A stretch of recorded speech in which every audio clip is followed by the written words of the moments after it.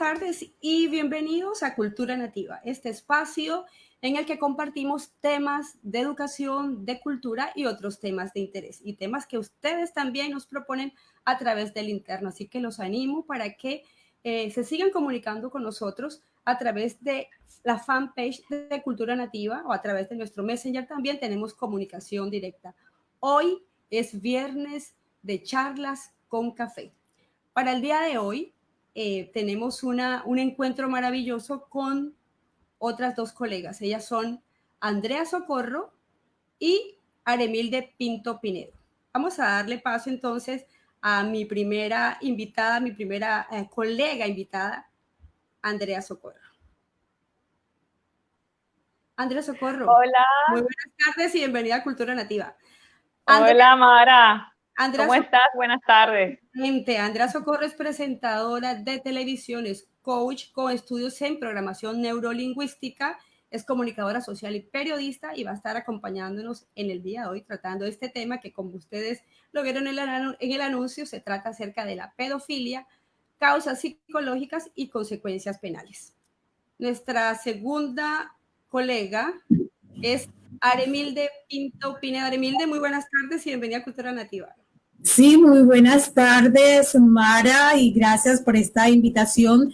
Y el tema es bastante importante, así que estamos a la expectativa de este tema tan necesario en estos momentos. Así es. Aremilde Pinto, quien es comunicadora social y periodista, directora de la revista Visión 21, va a estar acompañándonos en la tarde de hoy con este tema: pedofilia, causas psicológicas y consecuencias penales. Bueno, en los últimos años ha habido una gran preocupación sobre la magnitud del abuso sexual a los niños, pero tras años de estudio e investigación todavía hay muchísimos desacuerdos sobre este tema y sus causas. Digamos que de cierta manera la gente dice, ¿y cómo se soluciona esto? Mandándolos a todos para la cárcel, condenándolos. Hay otros que dicen, no, pero es que debe haber un tratamiento. Pero el común denominador de la gente es, ¿por qué ayudar a este tipo de personas, a estos pedófilos? Lo que tenemos que hacer es mandarlos a la cárcel y castrarlos. Pero para saber todo acerca de esta temática tenemos hoy a una invitada especial y es la doctora Claudia Serge, a quien le vamos a dar la bienvenida en estos momentos a Cultura Nativa. Doctora Claudia Serge, muy buenas tardes y bienvenida a Cultura Nativa. Hola, buenas tardes, ¿cómo están todas? Bueno, y todos, me alegra saludarlos. Bien. Sí, porque también darle la bienvenida a todas las personas que se van conectando a través de la fanpage de Cultura Nativa. Vamos a conocer más acerca de esta invitada que tenemos en la tarde de hoy, la doctora Claudia Elena Serge, quien es entrenadora en habilidades pedagógicas, comunicativas, discursivas. Ella es profesora de posgrados, de especializaciones, maestrías y doctorados en universidades nacionales e internacionales. Es máster en Sociología Jurídica Penal de la Universidad de Barcelona. Es doctora en Sociología Jurídica e Instituciones Políticas de la Universidad Externada de Colombia. Estudió Ciencias Penales y Criminológicas de la Universidad Externada de Colombia. Es abogada y criminóloga. Bueno, es abogada, ella me dijo que era especialista en Derecho Penal, es abogada penal, ¿cierto, doctora? Sí, mi amor, así es. Especialista en Derecho Probatorio de la Universidad Sergio Arboleda de Santa Marta. Como ven, es una persona muy preparada en todo el tema que vamos a abordar en la tarde de hoy, aunque ella me dice, no, Mara, esto incluye otras personas, otros campos de las ciencias, para que abordemos este tema en toda su dimensión.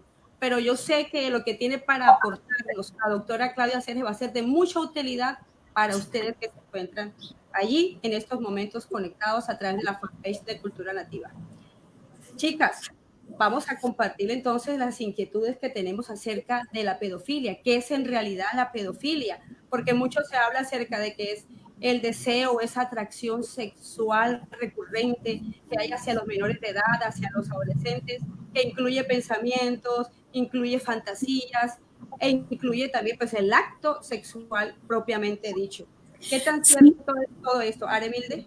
Sí, la pedofilia está considerada una desviación sexual y se estima que entre el 1 y 3% de la población general de los hombres y el 0,8% de las mujeres tienen esta desviación según los estudios estadísticos realizados del año pasado. O sea que es bastante preocupante porque se sabe, se habla de esto, pero muchos no saben en qué consiste ni de qué manera se da. Entonces me parece bastante oportuna esta invitación con la doctora Claudelena Serge, que va a despejar muchas inquietudes de muchos padres de familia y que estamos atónitos con todo lo que está sucediendo aquí en Colombia, porque esto está cogiendo demasiada fuerza. Sobre todo porque se dice pedofilia, pederastra y terminamos un poco confundidos. Yo creo que Andrea Socorro nos quiere compartir algo acerca de esta parte, ¿no? Andrea Socorro. Aquí estoy, Mara. Bueno, gracias a todas las personas que están allí conectadas. Bueno, siempre atentos de todos los temas que estamos desarrollando, que venimos desarrollando con mucho cariño. Esto es un tema que ponemos en la mesa porque consideramos que es súper importante brindar una asesoría familiar, una asesoría hacia los menores de edad. Porque, como tú bien lo mencionas, se habla mucho de la pedofilia, se habla de los pederastas, y hoy en día esto de las redes sociales es un tema que entra dentro de este tema también que estamos desarrollando el día de hoy. ¿Por qué? Porque con las redes sociales se pueden estar implementando diferentes formas también de incentivar a la pedofilia y también incentivar a los pederastas. Pero entonces en este caso queremos con esto hacer un llamado para estar en alerta a través de estos medios tecnológicos, a través de estas plataformas de redes sociales. Hay movimientos que se están desarrollando, que más adelante vamos a hablar de ello también. Entonces consideramos súper importante también aclarar, porque tú mencionabas puntos interesantes sobre qué es la pedofilia. Bueno, es ese deseo sexual hacia menores de edad, menores de 10 años, se dice. Nosotras no somos las especialistas en manejar este punto, este tema, porque para eso está nuestra invitada y hay otras profesiones que se encargan de estudiar estos temas y hacer diagnósticos, porque también se considera un trastorno, la pedofilia.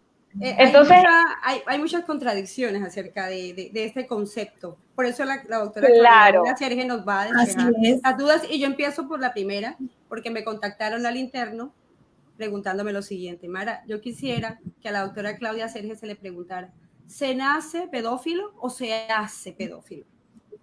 Así que las personas que se van conectando, si tienen dudas, si tienen comentarios, si son especialistas en este tema y quieren compartirnos para alimentar más este conversatorio, bien lo pueden hacer en estos momentos. Doctora Claudia, entonces vamos a darle paso a esa respuesta de esta persona que pregunta si se nace pedófilo o si se hace pedófilo. Buenas tardes para todos. Bueno, yo realmente quiero, antes de contestar la pregunta, contextualizar, que me parece que es muy válido, ¿cierto? Porque la contextualización y la pedagogía de temas tan trascendentales, tan importantes, que tocan las fibras más íntimas de los seres humanos, debe hacerse. O sea, es un tema de responsabilidad social. Y me parece muy, muy productivo el hecho de que estemos compartiendo desde medios de comunicación con comunicadoras como ustedes en redes sociales, además, estemos compartiendo esta temática, porque es necesario hacer una pedagogía que la gente comprenda, que la gente entienda incluso la naturaleza del ser humano, la esencia del ser humano, quiénes somos y qué somos desde nuestra condición humana, que es muy importante y a veces se pierde eso, ¿no? A veces cuestionamos, juzgamos por los actos, pero no miramos lo que hay detrás de los actos. Entonces, no quiero solamente justificar, porque no solamente es la justificación, porque también puede haber una atenuación, ¿cierto? O puede sencillamente a través de la empatía y el conocimiento que uno realmente tenga y no desde la especulación, uno puede aportar una solución o ver la dinámica de otro punto de vista. Por ejemplo, la pedofilia está considerada incluso por la OMS como un trastorno mental. Un trastorno mental, o sea, es un tema de salud, no solamente es un tema de derecho penal. Y Eso es lo que quiero desembocar yo aquí. Por eso es importantísimo que este tema sea abordado por antropólogos, por sociólogos, por psicólogos, por psiquiatras forenses, por abogados, por comunicadores sociales, por pedagogos. O sea, es un grupo no solamente de interdisciplinarios, no transdisciplinarios, de las ciencias sociales y también de las ciencias de la salud, porque es un tema que tiene que ver con un comportamiento, con actos, o sea, con una exteriorización de pensamientos, de sentimientos y de emociones y deseos, como son en este caso los deseos sexuales, hacia un sector particular de la población, que es lo cuestionable, ¿cierto? Porque son los niños. Entonces, la pedofilia, primero, antes que verla como un delito, que como tal la pedofilia, si entendemos lo que es literalmente, que es, número uno, un trastorno mental o un trastorno también sexual, porque así lo han mirado, ¿cierto? Ese trastorno hace que la persona tenga ese deseo, esa libido, que tenga esas fantasías con personas pequeñas, menores, infantes, que oscilan entre los 7 y los 12 años, los impúberes, y por supuesto son adultos, y eso es lo que se cuestiona. ¿Cómo un adulto va a sentir un deseo sexual? ¿Cómo va a activar su libido hacia un niño o una niña? Pero, ojo con es delito lo que logra exteriorizarse, es decir, lo que logra vivenciarse y evidenciarse. Tú puedes, Mara, ¿cuántas veces no quiere matar a una persona? Pero del dicho al hecho hay mucho trecho.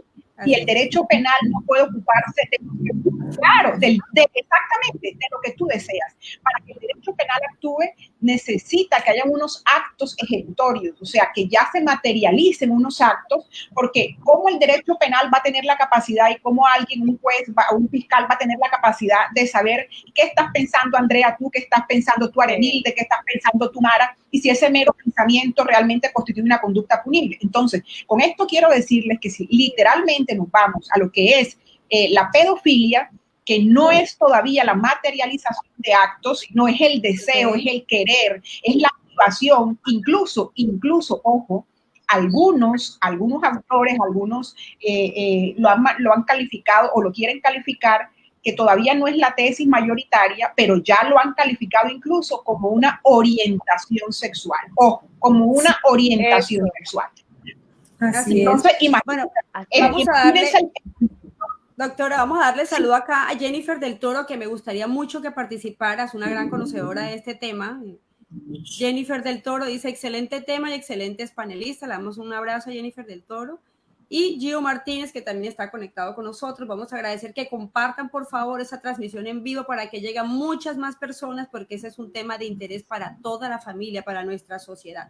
Doctora Claudia Sergio, usted como doctora en sociología y máster en sociología también, desde su punto de vista penal y que aborda las leyes, ¿cómo ha sido esa evolución de la humanidad desde sus inicios?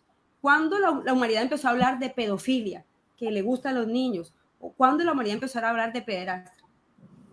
Como término científico, que yo sepa, la pedofilia comenzó a tratarse, creo que en el siglo XIX, o sea, con esa cientificidad, con ese nombre, ¿no? Eso no quiere decirte que antes no existieran estos comportamientos, porque es que el ser humano ha existido siempre. Lo que pasa es que ya comenzó como a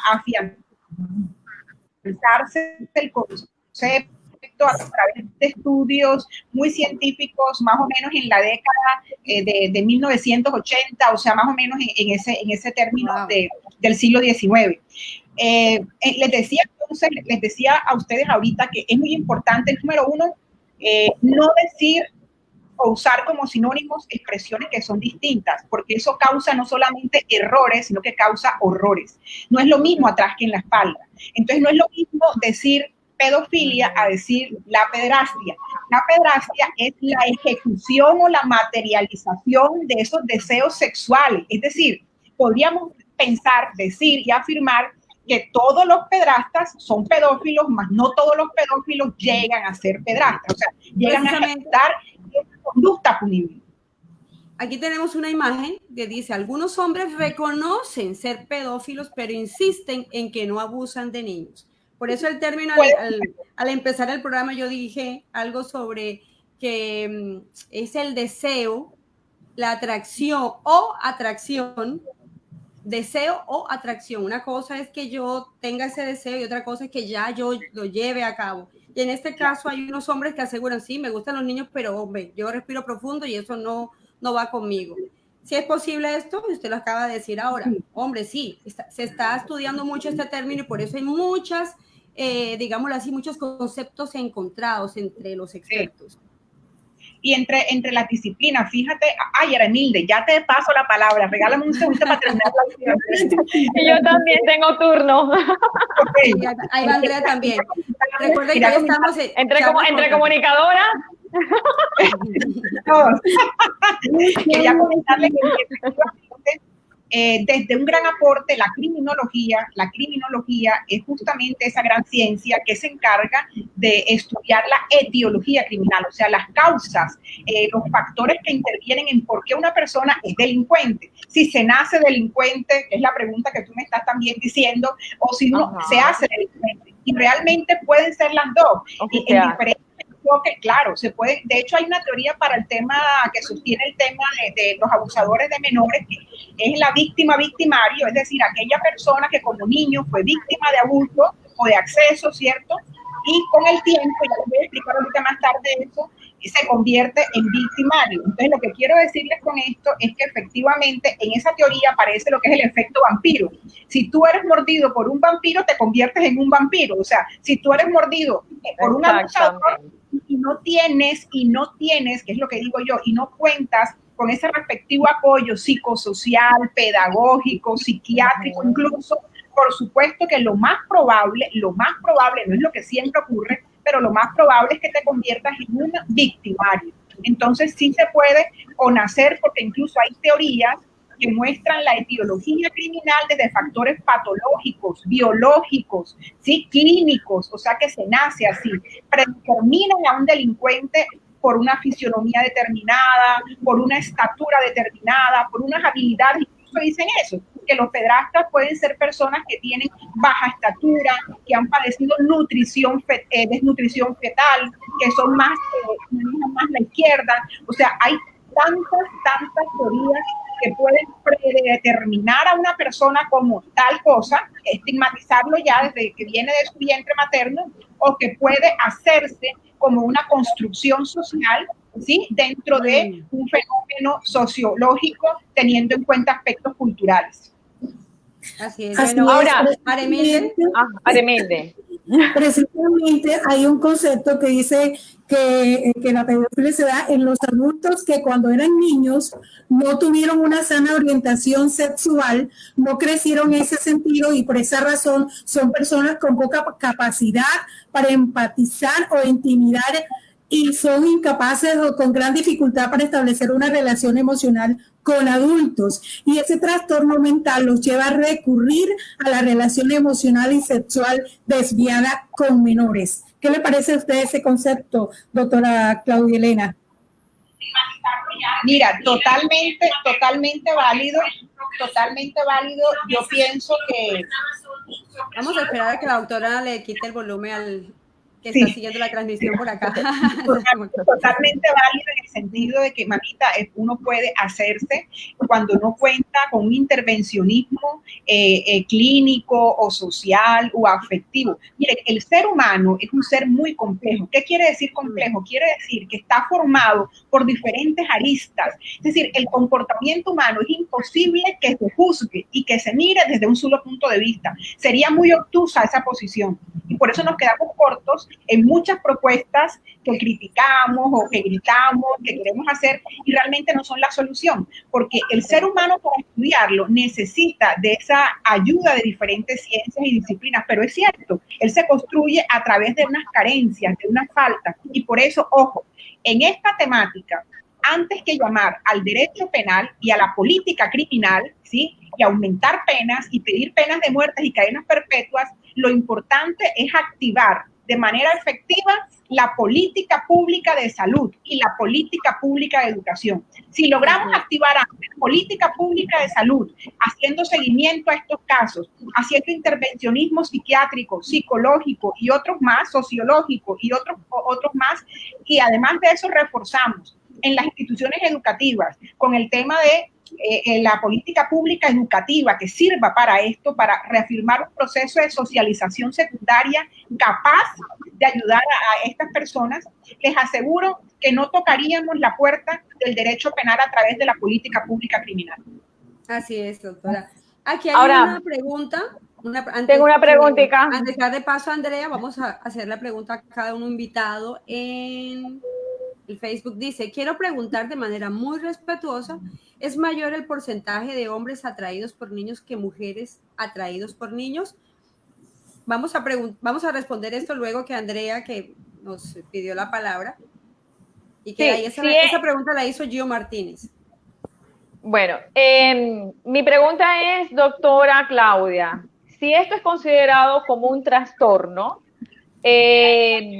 ¿cómo es que existen movimientos que están tratando de defender sus derechos, movimientos pro pedofilia? Hay unos, no sé si es el único o hay otros movimientos, pero hay unos que se llaman los MAP, que es importante que las personas conozcan acerca de estos movimientos MAP, que buscan la legalización, que busca su inclusión en la sociedad y que esto se vea como algo normal, que no se le vea el límite de edad a ese deseo sexual, incluso hay unos que pueden llamarse como enamoramientos, que se enamoran. Entonces, ¿cómo es posible que ellos están pidiendo derechos en medio de un trastorno que es considerado? Okay. Linda, fíjate que lo que tú planteas es tan cierto porque sociológicamente hablando, las sociedades avanzamos en torno también a unos factores que van interviniendo en las sociedades, ¿cierto? Y lamentablemente para algunos y afortunadamente para otros, dependiendo de la óptica que se mire, muy respetable, efectivamente lo que ayer fue un delito o ya no lo es. Y te lo voy a decir. En el Código del 36, de 1936 de Colombia, el Código Penal, la homosexualidad era un delito.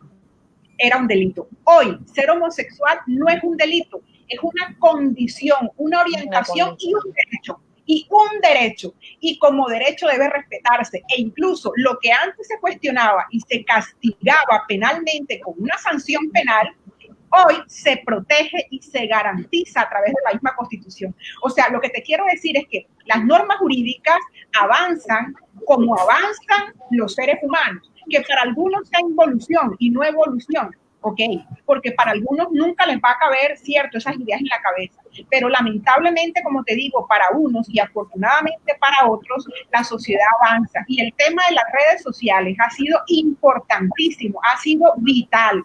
Porque dentro de todo lo que sí, claro, porque antes las cosas no eran que no existían. Lo que pasa es que se tapaban, no se multiplicaban, no se civilizaban, no había forma. Pero ahora, como hemos encontrado, como lo que antes se prohibía y eran conductas o comportamientos tabú, ya se han protegido, ya se han garantizado, ya hoy hablamos de un matrimonio igualitario que antes era totalmente inconcebible. Hoy para algunos sigue siendo inconcebible, pero ya el mundo se ha acostumbrado a eso, a escucharlo. Tanto es así que también se protege y muchos países tienen la opción de validar el matrimonio igualitario. Si no vamos a entender eso, antes no se podía. Totalmente. Bueno, pero yo creo que esto es un tema de una discusión bastante fuerte porque yo creo que el mundo no está preparado para aceptar que un pedófilo diga que por su condición, porque es una orientación sexual, no un trastorno, sino una orientación sexual que tienen que dejarlos, que se casen con niñas.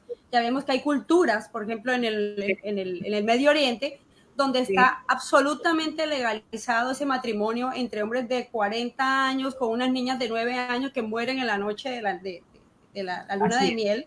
Y es desgarrante solo pensar que la humanidad normaliza esta situación y que el pedófilo, por mucho que él quiera decir, no es que esa es mi orientación, déjenme enamorarme de este niño, de esta niña, yo quiero vivir con este niño, de esta niña. Yo pienso que lo que dijo la doctora Claudia anteriormente tiene mucha validez y ese es un tema de salud pública, es un tema de prestarle mucha atención a este tema de la salud de las personas, la salud mental de las personas, un trabajo de pedagogía de los colegios al interior de las familias, porque estamos dejando muy suelta esta parte. Educación sexual es algo que ni se toca en los colegios. Sí. La educación sexual se la dejamos al amigo de la calle y a la información que se ve en internet, pero jamás se aborda en casa, ni jamás se aborda desde los colegios. Y ahí es donde está el peligro, Mara. Y ahí es donde está el peligro, porque si nosotros no establecemos en casa medidas adecuadas con nuestros hijos, si no se les habla de lo que de la realidad, de las cosas que pueden ocurrir, a las que se pueden enfrentar, y si en el colegio tampoco se complementa con esa información que es tan necesaria para la formación de ellos, para que ellos puedan también estar en alerta. Fíjate que casos de violaciones que se ven dentro del mismo entorno familiar, dentro de conocidos, porque hay abusadores sexuales que se hacen amigos y buscan de forma amigable acercarse, se encariñan, y entonces son como que esas formas que, claro, esto sería otro tema y otro programa, porque ya ahí estaríamos hablando de las conductas que ellos reflejan para poder luego abusar de los menores. Entonces, pero si nosotros no prestamos atención en casa, si no les orientamos, si no les brindamos una sana orientación a los hijos, entonces ellos pueden estar más en riesgo de lo que ya normalmente a nivel social, como tú lo estás mencionando, todo, o sea, porque si esto, como menciona la doctora, pudiera cambiar en el futuro, quizás como han cambiado algunas leyes, esto sería muy preocupante, esto sería muy delicado, y recordemos que a veces cuando se aprueban estas leyes es porque dentro de eso están las mismas personas que forman parte de esos movimientos. Cuando ya empiezan a luchar a nivel gubernamental, a nivel de sociedades grandes y de países, entonces ahí es cuando esto hay que frenarlo a tiempo también, porque le decía al principio a la doctora, si esto es un trastorno, entonces ¿cómo ellos exigen derechos de ser incluidos dentro de una sociedad? Entonces, ahí es que queda la pregunta, entonces, ¿cómo es posible? Ahora, tengo una pregunta a la doctora también, porque es importante también aclarar a las personas que están conectadas, si el pedófilo en algún momento llega a cometer algún tipo de acto de contacto sexual, si en algún momento eso llega a suceder, porque sabemos que esto pasa en el caso de los pederastas, pero no todos los pederastas son pedófilos y no todos los pedófilos son pederastas. ¿Cómo nos puede aclarar esta duda? Andrea, antes de que la doctora aclare esa parte, tenemos que darle prioridad a Gio Martínez, que preguntó hace un momento acerca de, quiero preguntar de manera muy respetuosa, ¿es mayor el porcentaje de hombres atraídos por niños que mujeres atraídas por niños? Y Eduardo Correa dice, Claudia, saludos. Gracias, igual Correa. Chocla. Sí, un abrazo. Bueno, vamos entonces a darle respuesta a la pregunta de Gio Martínez y luego la de Andrea Socorro y seguimos con Aremilde Pinto. Aremilde, ¿tú vas a responder esa pregunta o quieres que te ayude en ese? Bueno, esa pregunta es para la doctora. Al parecer, sí, como les cuento, aquí faltan otras disciplinas más que nos ayuden a comprender este fenómeno, ¿cierto? Pero lo que sí puedo decirles es que en temas sexuales, por lo general, se ha notado tal vez por la influencia también del machismo como fenómeno sociocultural negativo, que son más recurrentes de hombres hacia hombres y hacia mujeres que de mujeres hacia hombres.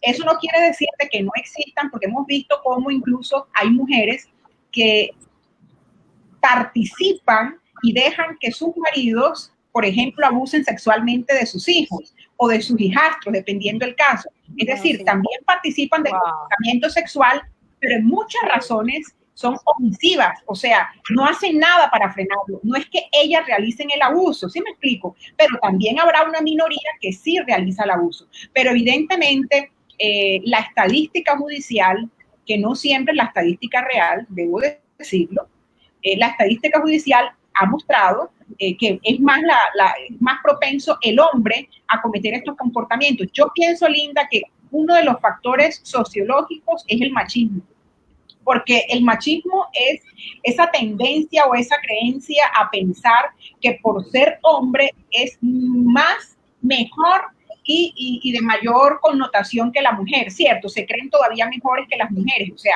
entonces eso hace que piensen que como el mundo es de ellos, como decía el disco, los demás viven alquilados, los demás vivimos alquilados. Entonces el macho cree que tiene un superpoder no solamente sobre la mujer, sino sobre cualquier otro que esté en cuestiones de vulnerabilidad. Y en eso entran los niños, entran los menores. Entonces eso es un factor exógeno cultural que puede permear esa creencia y esa inclinación de que sea más el hombre el que se convierta. De hecho, la pederastia es eso, es el hombre, o sea, está calificada, es el hombre que abusa de niñas o de niños, pero más lo hace sobre niños, sobre el masculino. Ok, Andrea, ¿cuál es ahora sí la respuesta de Andrea, ¿no? Andrea, recuérdanos tu pregunta, por favor, sí, porque si no se nos olvida. Que le recuerde. Sí, para profundizar más en los conceptos y evitar confusiones entre lo que es la pedofilia, la pederastia, el pedófilo puede llegar en algún momento a cometer contacto, el acto, la violación sexual. Y sí, en el caso del pederasta, sí puede tener condiciones de pedofilia, o sea, porque, o sea, en ese caso, no todos los pederastas son pedófilos y todos los pedófilos pueden ser pederastas. O sea, ahí viene como que para... Ok, ya, sí, ya lo vamos a saber. Exacto, la enfermedad base, es decir, lo que se ve como trastorno, ¿cierto? En salud, desde el punto de vista de salud, como te digo, así lo reconoce la OMS, como un trastorno mental, como un trastorno sexual, que por supuesto traspasa la barrera de lo conductual, ¿cierto? Dice, entonces, todo pedrastra, o sea, toda persona que comete, materializa, ejecuta ese acto sexual sobre esos menores, ¿cierto? Siendo adulto, ya deja de ser solo pedófilo. Entonces, por eso dice uno que todo pedrastra, ¿verdad? Son pedófilos, pero no todo pedófilo llega a material eso. Por eso no se convierte en un pedrastra, sino que sencillamente eso es lo que ellos. Es una cuestión de que, fíjate, hasta en el mismo término.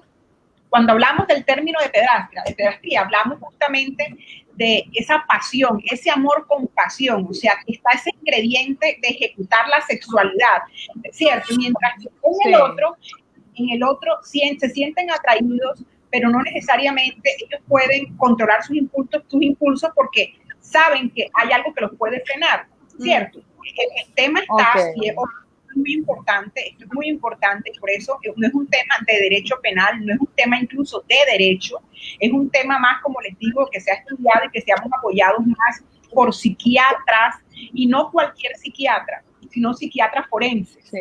Psiquiatras forenses que han estudiado más los comportamientos específicos de estas personas que cometen conductas punibles. Entonces comienzan a estudiarlos en su comportamiento, y como son médicos, no solamente no son psicólogos, sino médicos, psiquiatras, entonces pueden incluso realizar tratamientos tendientes a frenar ese deseo sexual.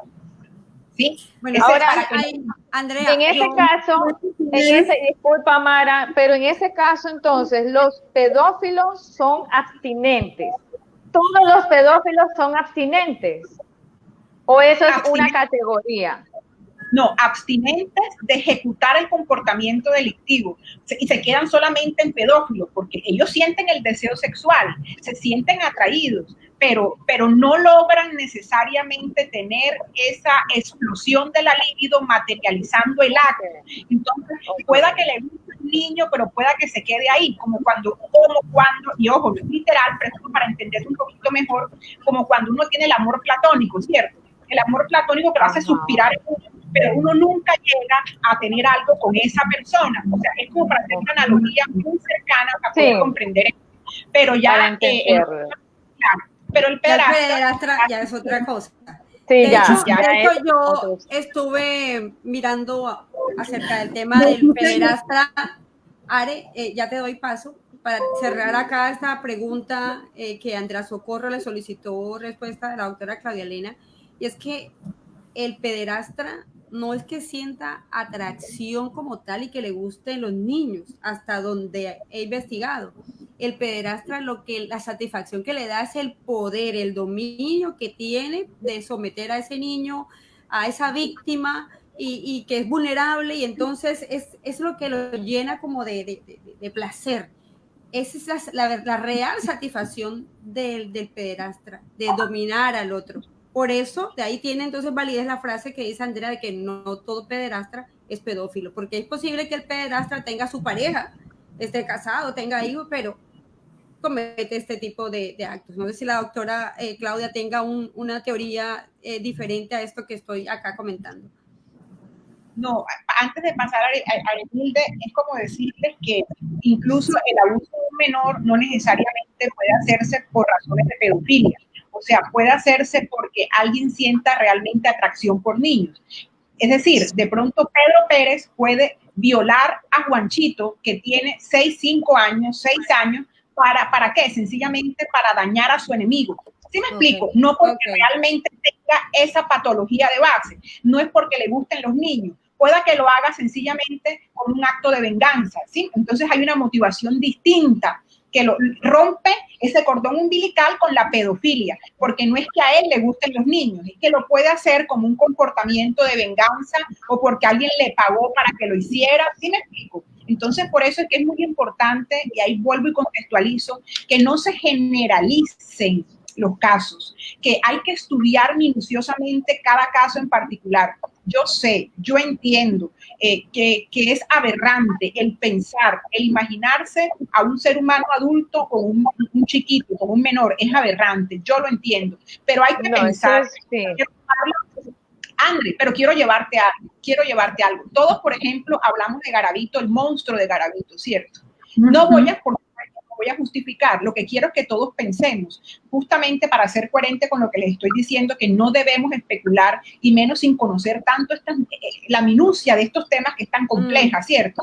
Yo me pregunto, y delicada. ¿Ustedes saben que Garavito cuando era niño también fue violado? Sí, claro. Así es, ¿Dónde estabas tú, Andrea, cuando Garavito fue violado? ¿Dónde estabas tú, Arenilda? ¿Dónde estabas tú, Mara? ¿Dónde estaba yo? ¿Dónde estaba el Estado? ¿Dónde estaba la policía? ¿Sí me hago entender? Cuando él fue un niño, cuando él fue un niño y fue violado, ¿quién lo protegió? Entonces hoy la sociedad, y puede ser Garavito y muchos más Garavitos, o sea, me estoy refiriendo a diferentes personas, porque no todo abusador de niños tiene la misma patología, tiene la misma condición, tiene la misma génesis, tiene la misma causa. ¿Me explico? Entonces, por eso es que no se puede generalizar a los abusadores de niños en sentido general. Y a eso es que hoy nos estamos equivocando grandemente como sociedad. ¿Por qué? Porque estamos quitándonos la responsabilidad que tenemos como sociedad de ver eso, de aprender las cosas. Las estamos despojando, se las entregamos al derecho penal para que el derecho penal se encargue de hacer lo que el Estado y nosotros como sociedad tuvimos que haber hecho hace mucho tiempo atrás y no lo hicimos. Entonces me parece eso muy miserable de nuestra parte, que nosotros hoy a los delincuentes a todos los etiquetemos y entonces pena de muerte, cadena perpetua y gravísimo lo que hicieron, listo, gravísimo lo que hicieron, pero también es importante pensar, ya sea número uno para justificar, número dos para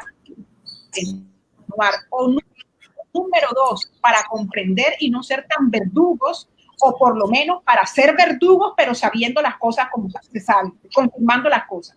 Entonces me parece como muy irresponsable y muy hipócrita socialmente que nos lavemos las manos como Pilatos y que le entreguemos al derecho penal una carga tan pesada que ya tiene, que haciéndole ver a la gente que el derecho penal es la solución a los problemas, cuando hoy más que nunca el derecho penal hace parte del problema y no de la solución. Okay. Me parece interesante. Aremil, le tienes una pregunta. Sí, me parece, doctora Claudia, que está usted en lo cierto. Precisamente el papel fundamental que juegan los padres de familia, porque aquí los niños, los menores son las víctimas y los padres de familia juegan un papel muy importante, ya que desde pequeñito no se les habla de esa educación sexual a carta abierta, porque dicen los mismos padres de familia que no tienen como que ese léxico, esa sabiduría para hablarles bien, siendo de que los niños ya saben más por las redes sociales, por los mismos amiguitos o por el mismo colegio. Usted dice de la salud pública, pero el padre de familia es tan importante porque si el niño desde pequeñito es bien orientado, puede haber mucho pedófilo por todas partes, pero ya él conoce su cuerpo, ya evita de que lo vengan a manosear. Y otra pregunta es, si tiene un pedófilo puede sanarse, ya que un trastorno mental puede llegar a la vida normal. Hay personas que dicen que sí, Linda. De hecho, han realizado incluso tratamientos sobre pedófilos que han dado resultados, como que les dan una droga para que les atenúe o les neutralice ese deseo sexual, ¿cierto? Ese deseo sexual, para que se inhiban. Entonces, por eso les digo, hay que conocer la causa, hay que conocer el porqué. Porque si Pedro Pérez manda a violar a Juanchito, ¿verdad?, con otra persona, para que su peor enemigo sienta mucho dolor al ver lo que le hicieron a su hijo, o sea, aquí no estamos hablando de nada, de una base de pedofilia, y el otro va y efectivamente viola al menor, pues ahí no necesitamos ningún tratamiento, hija, ningún tratamiento, porque ahí no hay ningún trastorno. Ahí lo que hay es un comportamiento antisocial de esa persona, hombre, que por plata causa un daño que todavía es peor, ¿ah? Porque no es lo mismo aquella persona que no tiene la capacidad de inhibirse, de frenarse frente a un deseo, ¿cierto?, que incluso es una patología, a una persona que no teniéndola elige serlo. Esa es una gran diferencia. Por eso es que no podemos y hacemos muy mal al generalizar, porque el ser humano debe ser individualizado. El ser humano, cuando tiene que estudiarse en estas complejidades, debe hacerse de una manera excepcional, seria, responsable y sobre todo multidisciplinar. Sí, me parece interesante cuando este punto, incluso esa pregunta de Aremil era la que yo también tenía, si en algún momento esa persona podía trabajar ese trastorno. Ahora, esto me lleva a muchas preguntas también e inquietudes, basándonos en esta premisa que es la raíz de todo. Si una persona fue abusada, esto lo puede reflejar a futuro, ya cuando es adulto, y son los actos que se cometen, y es lo que estamos hablando hoy en día. Entonces, ¿qué mecanismos utiliza el Estado para poder trabajar con esas personas y evitar? Porque ya más allá de la justicia, y me encanta eso que dices, porque, bueno, los envían a la celda, y ¿dónde está la solución del problema? Ahí está el castigo, pero la solución del problema no, porque cumple su condena, pasa, no sé, vamos a dar un ejemplo, 5 años antes de lo de la cadena perpetua, que ya también es un punto que vamos a desarrollar, pero entonces ya, o sea, sale 5 años de la cárcel y sale y sigue lo mismo, porque no se trabajó realmente esa parte psicológica, ese daño que tiene desde la infancia, y que claro, la sociedad, nosotros, toda la sociedad juzgamos porque son actos que son rechazables, o sea, son actos que van en contra de la humanidad, es algo que todos rechazamos por naturaleza. Entonces, pero sí señalamos, los juzgamos, somos esa sociedad. Entonces, pero ¿dónde está esa solución? ¿Cómo se trata a ese niño que fue abusado para evitar que cuando sea adulto sea un abusador sexual? André, yo lo toqué ahorita y les dije, y aquí voy a permitirme adelantarme al tema que ustedes quieren tocar ahorita. Yo les dije el intervencionismo del Estado. Lamentablemente hemos incurrido en algo, y es que ¿qué es lo que más le interesa no al Estado como tal, sino a los grupos de poder y a los partidos políticos para mantenerse en el poder o llegar al poder? Y es algo, amor, que se llama o se conoce como el populismo punitivo. Yo no sé si ustedes lo han escuchado, populismo punitivo. Sí, sí. Y claro que han tenido que haberlo escuchado, y no solamente escuchado, porque ustedes hacen parte como comunicadores sociales de algo muy importante, y es de la cadena del populismo punitivo, En criminología se conoce como la criminología mediática, que es lamentablemente el papel que algunos medios de comunicación ejercen sobre estas conductas punibles, abusando de los sentimientos y las emociones y las reacciones de la gente, de lo que la opinión pública quiere escuchar y desea saber, y que evidentemente es alzado como una bandera política por ese grupo político que desea llegar al poder o que quiere mantenerse en el poder. Y lo hemos visto durante todo el tiempo. Entonces, perdemos, si gastáramos más el erario público en hacer las políticas públicas de educación y las políticas públicas de salud, que incluye salud física, que ya nos dimos cuenta ahora con la pandemia que estamos en nada, o sea, gravísima. Grave. Número uno. Número dos, nos damos cuenta que evidentemente no hay eficacia en la instrumentalización de políticas públicas de salud, que incluye salud física o biológica, salud mental y salud emocional. Salud emocional. ¿Dónde está el acompañamiento? Imagínense, sí, y yo quisiera tocarlo aquí un poquitico, no cuestionándola, pero sí para que se den cuenta cómo nosotros no podemos decir cosas porque se nos devuelven los asuntos. Y hace poco la señora vicepresidenta hablaba y decía en un contexto, motivando a las niñas de que no estudiaran más ni psicología ni sociología, niñitas, estudiar otras asignaturas y otras áreas importantes, economía, ingeniería, que son más importantes, más productivas. Que generara más. Esa es la palabra, sí, dinero, sí. Esa es la palabra. Hoy, y yo quiero pensar que lo hizo no de manera, no de mala manera, sino que yo quiero pensar que lo hizo. Yo siempre trato de pensar lo bueno de la gente, trato. A veces fallo, pero trato, y quiero pensar que ella lo hizo para motivar la economía, en fin, todo el tema. Sí. Pero me pregunto, ¿dónde están las ingenieras, las economistas, verdad? Hoy con la pandemia. Hoy con la pandemia lo que se necesitan son psicólogas, sociólogas, psiquiatras, me explico, o sea, las ciencias de la educación, las ciencias de la educación, las ciencias de las humanidades, las ciencias sociales son las que hoy tienen que soportar la salud emocional y la salud mental con todo lo que está pasando y está viviendo. Eso para que se den cuenta que todos en esta vida tenemos nuestro grado de importancia en lo que se haga. Uno no puede desmeditar el trabajo del otro. Y que cada persona, así sea un zapatero, hasta un doctor, tiene su importancia, tiene su labor dentro de una cadena social. Y eso hay que reconocerlo. Por eso no podemos estar ni criticando. Entonces, ¿qué quiero decirles yo? ¿Qué es el populismo punitivo? Y aquí doy carta abierta al tema de la cadena perpetua, con el cual yo estoy totalmente en desacuerdo. En desacuerdo como abogada, en desacuerdo como penalista, en desacuerdo como criminóloga, en desacuerdo como ser humano. La cadena perpetua o las penas más graves no son la solución a que las personas no delincan.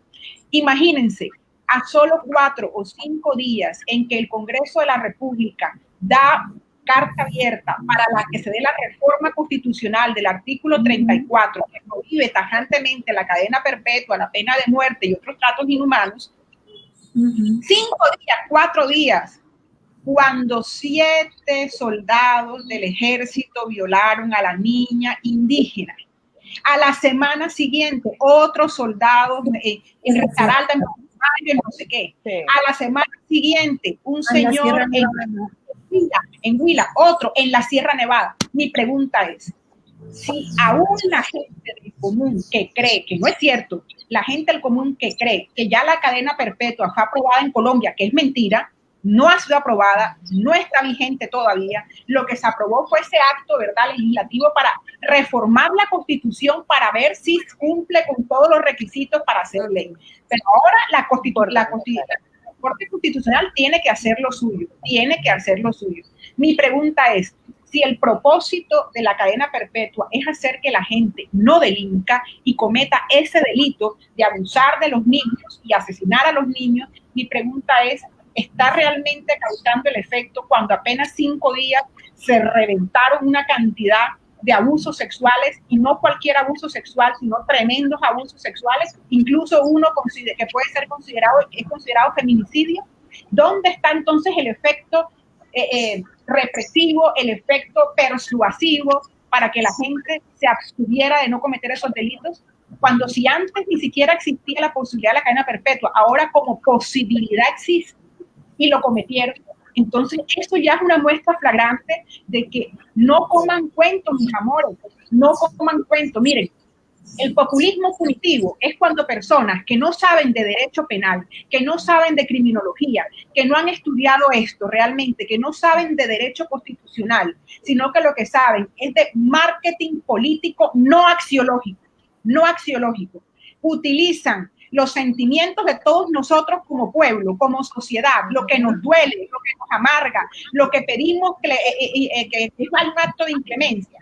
Nos miran y se aprovechan de nosotros y nos dan contentillo, prometiéndonos soluciones efectivas desde un ámbito que no puede darla, que es el derecho penal. La solución para que se haga realmente prevención de conductas punibles que tienen un asidero tan defectuoso humanamente de un ser humano, no está en una norma jurídica penal, no está en una cárcel, no está en un basurero humano como son las cárceles. Eso está realmente en nosotros mismos como sociedad, ¿me explico? Por lo tanto, claro, qué buen proyecto político sería aquel, y por eso hay que votar, aquel que promueven esos comportamientos que mejoren y transformen a la sociedad, a la base que es la sociedad, a la familia, a las escuelas. Eso es lo que tenemos que creer nosotros.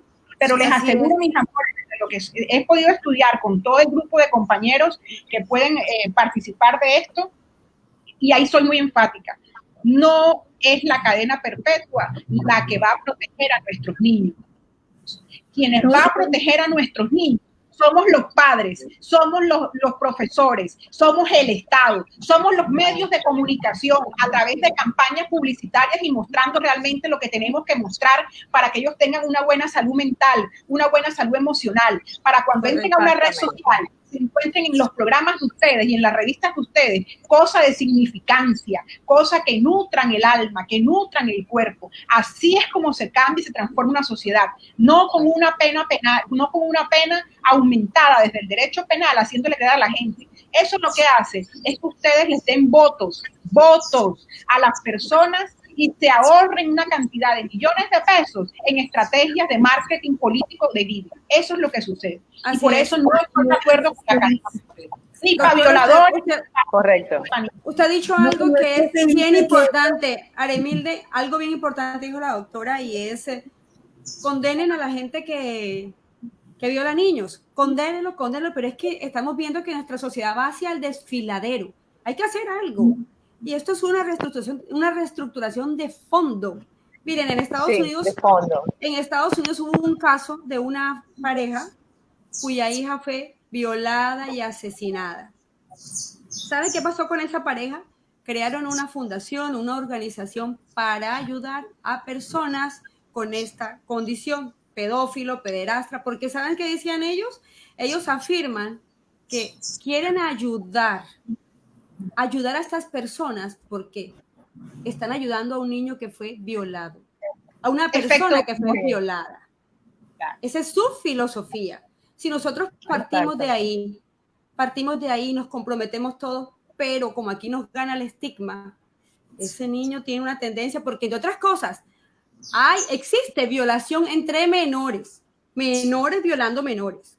Existe. Entonces, esta situación de las redes sociales, de los niños que no tienen ningún tipo de filtro de acceder a una computadora y ver pornografía, porque lo sabemos, que los niños desde los 5 años están viendo pornografía en el computador, uno no sabe qué pasa en ese cerebro de ese niño, que apenas está en crecimiento, que necesita orientación, que necesita pues toda esta adecuación en su pensamiento. Esto está bien, esto está mal, esto es correcto, esto no es correcto, etcétera, como queramos orientar a nuestros hijos por el bienestar de ellos. Pero ¿qué pasa? Estamos dando una vía libre a los niños para que piensen lo que les dé la gana.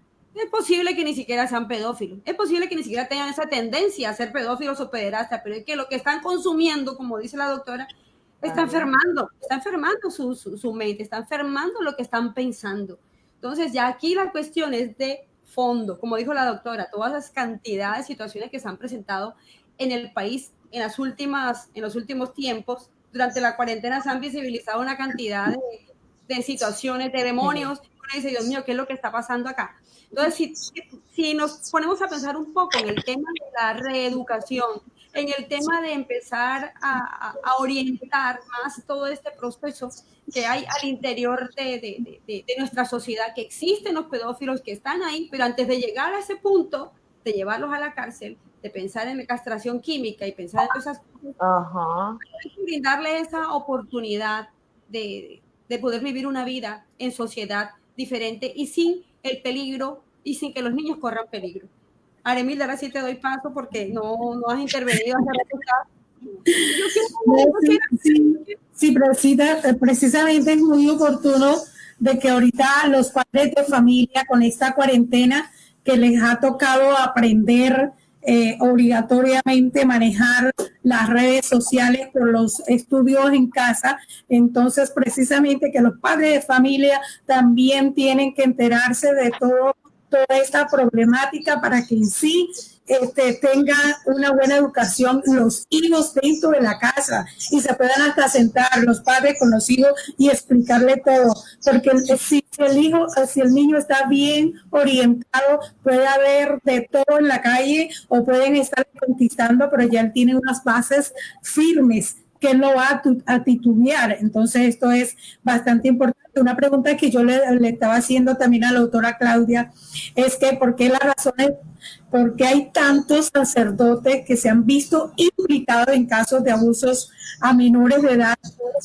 Es materia de estudio por parte de muchos observadores dentro y fuera de la Iglesia Católica. Si bien muchos se centran en alimentar un proceso ejemplar que condene no solo a los abusadores, sino procesos efectivos que lleven a la protección a los niños, o sea, a los que también fueron cómplices, porque si ese es el común denominador, que no solamente aquí en el país, los sacerdotes, sino a nivel mundial.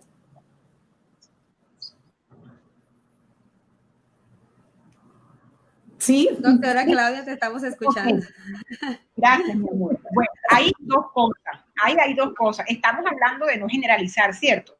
Exacto, sí. Y de los errores que cometemos cuando es común denominador mundial. Sí. No, pero te voy a decir qué es lo que te quiero decir, mi reina, para que lo veamos de una manera como debe ser. O sea, lo que yo pienso. Por ejemplo, número 1, evidentemente no solo son los sacerdotes. Esto es un tema que sucede cuando existen unas circunstancias de poder sobre el adulto y el menor. Por ejemplo, hay escenarios que son escenarios caldo de cultivo, ¿sí? Como por ejemplo, los colegios. ¿Por qué? Porque el profesor tiene un grado de poder sobre el estudiante y lo que tiene son esos estudiantes. Si tú colocas a un profesor, que también hemos visto casos de esos profesores y rectores en colegios, que no se sabe que tienen esta patología, algunos y que otros que logran ejecutar ya estos comportamientos punibles, ahí están con niños. Por ejemplo, en el caso de las iglesias, no solamente las iglesias católicas, lo que sucede también ocurre en las que son evangélicas y otras más. Lo que pasa es que como la iglesia católica es la que tiene el paradigma de moralidad, ¿cierto?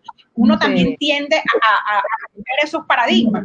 Entonces, ¿qué pasa? Número 1, ¿quiénes son los jóvenes que siempre están metidos como los acólitos, los monaguillos? Son niños que oscilan entre los 7, los 14, los 16 años de edad. Entonces ahí está el caldo de cultivo. Hay muchos sacerdotes que son estupendos y que no tienen ninguna clase de este comportamiento desviado. Basta que haya un sacerdote, además que tú sabes que lamentablemente ellos tienen el voto de castidad, y digo lamentablemente porque yo creería que yo no estoy de acuerdo con eso, porque hay personas que son casadas, que son mucho mejor espiritualmente hablando que unos que tengan votos de castidad, y pienso que el voto de castidad puede hacer que la persona desahogue todo eso, como pasa en las cárceles.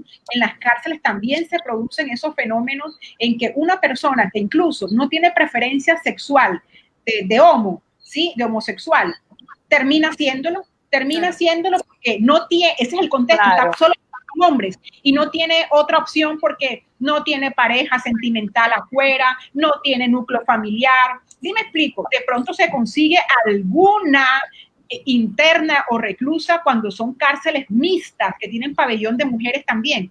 Pero si son pabellones de hombres nada más, imagínate cómo desahogar esas emociones sexuales. Entonces, lo que quiero decirte con eso es que evidentemente son escenarios propicios para poder desarrollar esos comportamientos y se vuelven en la punta del iceberg, es decir, en lo que uno nada más puede ver hacia afuera, pero debajo de eso, debajo de lo que nosotros no podemos ver, hay un trozo, claro, hay un problema más complejo todavía que no se ha visibilizado. Entonces, por eso es que te digo yo que no vale estigmatizar, no debemos estigmatizar, porque cada vez que estigmatizamos estamos perdiendo oportunidad de ver realmente cuál es el grueso del problema y, por supuesto, de buscar la solución. Entonces, si nos quedamos diciendo que los mayores pedrastas del mundo son los curas de la Iglesia Católica, entonces miremos cuál es la solución, que desaparezcan los curas, que la Iglesia Católica haga sus procesos y los destituya, pero ese no es el verdadero problema, porque la pedrastia no solamente se da en la Iglesia Católica.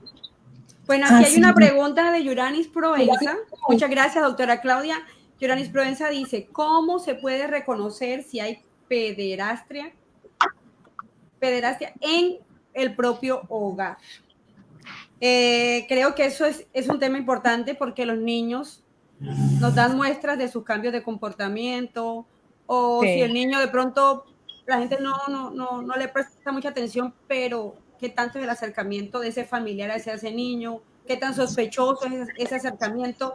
Entonces, doctora Claudia, vamos a darle respuesta a esta pregunta de Yuranis Provenza de cómo reconocer. Sí, y luego que la doctora Claudia conteste esta pregunta, Mara, tengo un video que me parece bastante interesante sobre esos símbolos de los pediatras. Entonces, doctora Claudia, le escuchamos. Bueno, le decía justamente que hay dos procesos del ser humano que se llaman procesos de socialización, ¿sí? Cómo uno aprende y cómo uno ve al mundo. La socialización primaria y la socialización secundaria. Y miren lo que voy a decirles, a dónde voy a apuntar.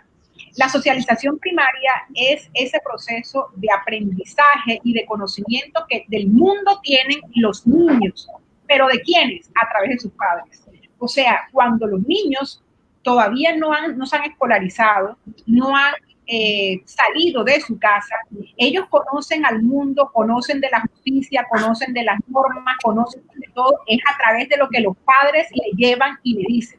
Por lo tanto, ojo, porque vi la foto, la imagen que colocaste ahorita, sucede que cuando un niño ha sido vulnerado sexualmente por su padre, incluso algunos le han dicho que eso es correcto, porque eso es un comportamiento amoroso de padre a hijo. Y ellos lo creen porque para ellos lo que los papás dicen es amén. Amén. Hace parte de esa socialización primaria. Y cuando ocurre la socialización secundaria, que es cuando ya escolarizamos al niño, cuando ya participamos de instituciones como los clubes deportivos, las iglesias, es decir, ya salimos de nuestra casa y ya no conocemos al mundo por los ojos de nuestros padres, sino por nuestros propios ojos. Entonces nosotros validamos, número uno, lo que aprendimos en casa, o viene el proceso duro, que es el proceso de no validarlo y darnos cuenta que lo que aprendimos en casa no es lo que normalmente debe suceder o debió suceder. Entonces, un niño, que lo hemos visto en casos, a un niño el papá pudo haberle hecho creer que definitivamente ese comportamiento de ser violado era amor. Y si el niño está todo el tiempo ahí como ermitaño en casa y él no tiene la oportunidad de salir, de escolarizarse, el niño cree que efectivamente son muestras de amor. Cree y forma su significado de amor con base en ese comportamiento. Por lo tanto, lo repite porque eso fue lo que a él le enseñaron y lo que él siente que es lo correcto. Porque ¿quién se lo enseñó? Pues su papá. No fue cualquiera, fue su papá. Entonces, si él no tiene la oportunidad de validar ese comportamiento y confrontarlo en socialización secundaria, se queda ahí y repite el comportamiento. Por eso muchos comportamientos, por ejemplo, no solamente de violadores sexuales, sino violencia doméstica. todas las personas, por lo general, casi todas las personas que han tenido, a menos que hayan sido intervenidas, Linda, Andrea, tú me preguntabas ahorita, que hayan sido intervenidas psicológicamente, psiquiátricamente, en su momento, oportunamente, probamente, prolijamente, pueden salir adelante. Pero una persona que ve que todo el tiempo le dan golpes, gritos, patadas, mamita, va a repetir. Entonces, lo normaliza. Eso me gustó lo que tú dijiste, lo normaliza, y no siempre lo normal es lo correcto. No siempre lo normal es lo correcto. Por ejemplo, estamos acostumbrados a normalizar el acto de corrupción. Tanto es así que cuando van a hacer contratos con el Estado, los contratistas ya meten dentro de su planilla de gastos, dentro de su presupuesto, del 3 al 10% para coimas, para pagos de coimas. O sea, está tan normalizado eso. Tienen que meterlo en el presupuesto, caramba. Eso no es estar normalizado. O sea, y eso es incorrecto. Además de ser incorrecto, es un delito. Pero socialmente lo hemos tapado. Por eso muchos de estos comportamientos tienen que ser develados y sacados de esa paquidermia social, pero sobre todo de la hipocresía social, de lo que nosotros tildamos para que otro haga, pero no nos damos cuenta realmente que estamos haciendo nosotros, ¿cierto? Entonces a eso voy, a eso le estoy apuntando, a que entendamos que no siempre podemos ver al derecho penal como víctimas, sino también tenemos que verlo como victimarios, porque también nosotros podemos ser victimarios en el derecho penal, o como tenemos claridad de que todos estos defectos de fábrica, ¿podemos venir los seres humanos con defectos de fábrica? Claro que sí. Miren, el ser humano es un milagro de Dios, para que salga casi perfecto. Y como digo casi que perfecto, es más que de aquí y de aquí que de aquí, ¿cierto? Total. Miren, ustedes no se imaginan cuánta gente por fuera es preciosa, divina, y por dentro es un monstruo. Eso es un gran defecto de fábrica, ¿cierto? Un psicópata es un defecto de fábrica. Y hay además los defectos de fábrica, que son las teorías criminológicas incluso, que nos hablan de la teoría biológica, de que el delincuente nace, ¿sí? No que se hace, sino que nace, son las teorías clínicas, biológicas, genéticas. Ya dicen que hay hasta un gen de la maldad, un gen que nos predispone a la maldad, que nos predispone a delinquir. De hecho, mi pregunta es para terminar, y es una pregunta para todos nosotros que lo que estamos hablando y escuchando. Mi pregunta es, estamos tan acostumbrados a ser verdugos del otro, a no sentir empatía, a no comprender lo que para nosotros resulta incomprensible. Estamos acostumbrados a ser como Guillermo Guillotín, y muy seguramente podemos terminar como él, que fue víctima de su propio invento y terminara guillotinado en la guillotina. Mi pregunta es, ¿ustedes siempre pensarán que podrán tener el control de sus hijos, de sus sobrinos, de sus nietos, de sus padres? Cada ser humano puede nacer de uno y uno puede darle la mejor educación, pero él es individualmente concebido, y dentro de su confrontación social él se puede desviar y genera lo que es la teoría sociológica también del delincuente. Entonces mi pregunta es, si hoy estamos alzando nosotros la bandera de la cadena perpetua y de la pena de muerte para otros, porque pensamos que nunca nos va a tocar, no como víctimas, sino como victimarios, el tema de contar en nuestras familias con un pedófilo, con un pedrastra. Entonces, ¿estamos seguros realmente que eso es lo que queremos para nuestra sociedad, para nuestras familias, para nuestros hijos? Porque uno tiene que realmente hacer justicia y uno tiene que buscar la manera, ¿verdad? Pero la justicia no solamente se obtiene del derecho, y no solamente del derecho penal. Por eso, para hacer justicia no hay que ser juez. Para hacer justicia hay que ser justos. Y las leyes no siempre son justas. Por lo tanto, el contenido de una ley no siempre nos va a regalar justicia. Doctora, muchas gracias por esa intervención, porque creo que estamos satisfechas con toda la explicación que la doctora nos ha dado en cada punto, en cada pregunta, en cada inquietud, porque como lo hablamos al principio, nosotras no somos expertas en ese tema. Yo soy periodista y pedagoga, pero como pedagoga, lógicamente la pedofilia, eso va mucho más allá, trasciende mucho más allá de la pedagogía, como dijo la doctora, es un grupo interdisciplinario el que tiene que abordar esta temática, y de hecho para tratar a una persona pedófila o pederastra se necesita de ese grupo interdisciplinario, se necesita de un psicólogo clínico, de un psiquiatra especializado en ello, no es cualquier persona. Yo como pedagoga no puedo tratar a un pedófilo, se me sale de las manos. Entonces, digamos que precisamente abordamos este tema ahora porque existe mucha repulsión acerca de tratar este tema, porque inmediatamente condenamos y decimos no, a la cárcel y castrado, como lo dije al principio. Entonces ya nos dimos cuenta que tenemos que empezar a mirar qué está pasando en la sociedad, cómo podemos cambiarla, cómo podemos mejorarla. Somos nosotros los que tenemos que empezar a presionar para que esto cambie, para que el gobierno ponga su mirada en esto, cosa que sabemos que va a ser un poco complejo, muy complicado, porque la educación como va está centrada meramente en el conocimiento y eso a medias, porque sabemos que tampoco es que sea la gran cosa el sistema educativo como lo conocemos. Y obviamente dejamos un vacío muy grande, que es la parte emocional, el ser humano como ser, quién es. Simplemente nos limitamos a ese niño que se sentó en el salón de clases, que me escuchó la clase, que se fue, que le evalué con una nota y pare de contar. Y no sabemos lo que pasa al interior. Hay una historia de vida en cada niño, en cada persona que se sienta en el salón de clases. Y no ahondamos, no vamos más allá, no conocemos su historia detrás de él, en su casa, su familia. Simplemente juzgamos, llegó tarde, llegó sucio, llegó esto y lo castigamos y lo que hacemos es que revictimizamos a ese niño, no sabemos todo lo que viene arrastrando el chico de su espalda. Aquí está Carlos Moneri Callafa saludando a la doctora Claudia. Y hola, Carlito. Carlos Moneri dice, la intolerancia, la frustración también genera predisposición a conductas violentas. Así es. Mujer de valor, mira, dice, mujer de valor. Tan lindo. Tan lindo como siempre. Fíjate que me parece... No te escuché, no te escuché dice, lo que dijiste. Carlos Moneri dice, el saludo a la doctora Claudia, mujer de valor. Ay, tan lindo.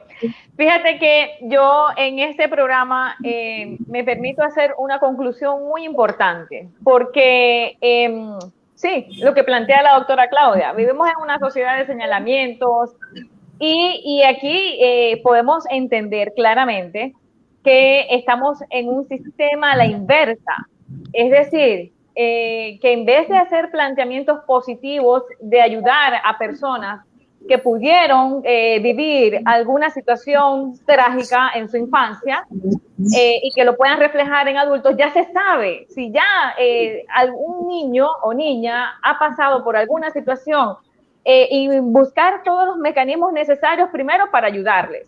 Y bueno, si se escapó uno u otro por allí y llegó a la adultez y cometió uno de estos delitos, se envía a la cárcel, cadena perpetua. ¿Por qué en vez de una cadena perpetua y enviarlo a la cárcel, no enviar a esa cárcel, pero de aprendizaje, a esa cárcel de transformación de la persona? Un centro cárcel, de rehabilitación. Un centro, sí, pero exacto. Vamos a, como que, bueno, el castigo es la cárcel. No, vamos a llevarlo, en vez de esa cárcel, esa celda, que sea ese centro, o llámenlo una cárcel, no sé, pero donde va a modificar comportamientos, conductas para ser mejor y que pueda modificar esos trastornos que pudo haber cometido daño a otra persona y que esa misma persona después se encargue de ayudar a otros. Pero fíjate que esto puede funcionar, esto pudiera funcionar. Entonces, pero claro, el sistema estamos obsoletos porque como dice la doctora, bueno, lo enviamos a la cárcel y ya. Listo, que resuelva ahí el castigo y ya. Y no puede ser eso la solución, o sea, el castigo y ya no pasó nada. Porque cuando sale el ladrón, pasa sus años de cárcel y cuando sale, en los primeros meses se porta bien, pero en algún momento va a reflejar otra vez esa conducta. Entonces, ¿está solucionado? ¿No está solucionado? No. Aremilde, tú tienes un video que vas a presentar ahorita, pero antes déjame saludar. Aquí está el señor Álvaro Saldaña Schiller, dice MAP. A ver, ¿dónde estás? Me perdí. El perverso movimiento que busca la legalidad de la pedofilia en el mundo.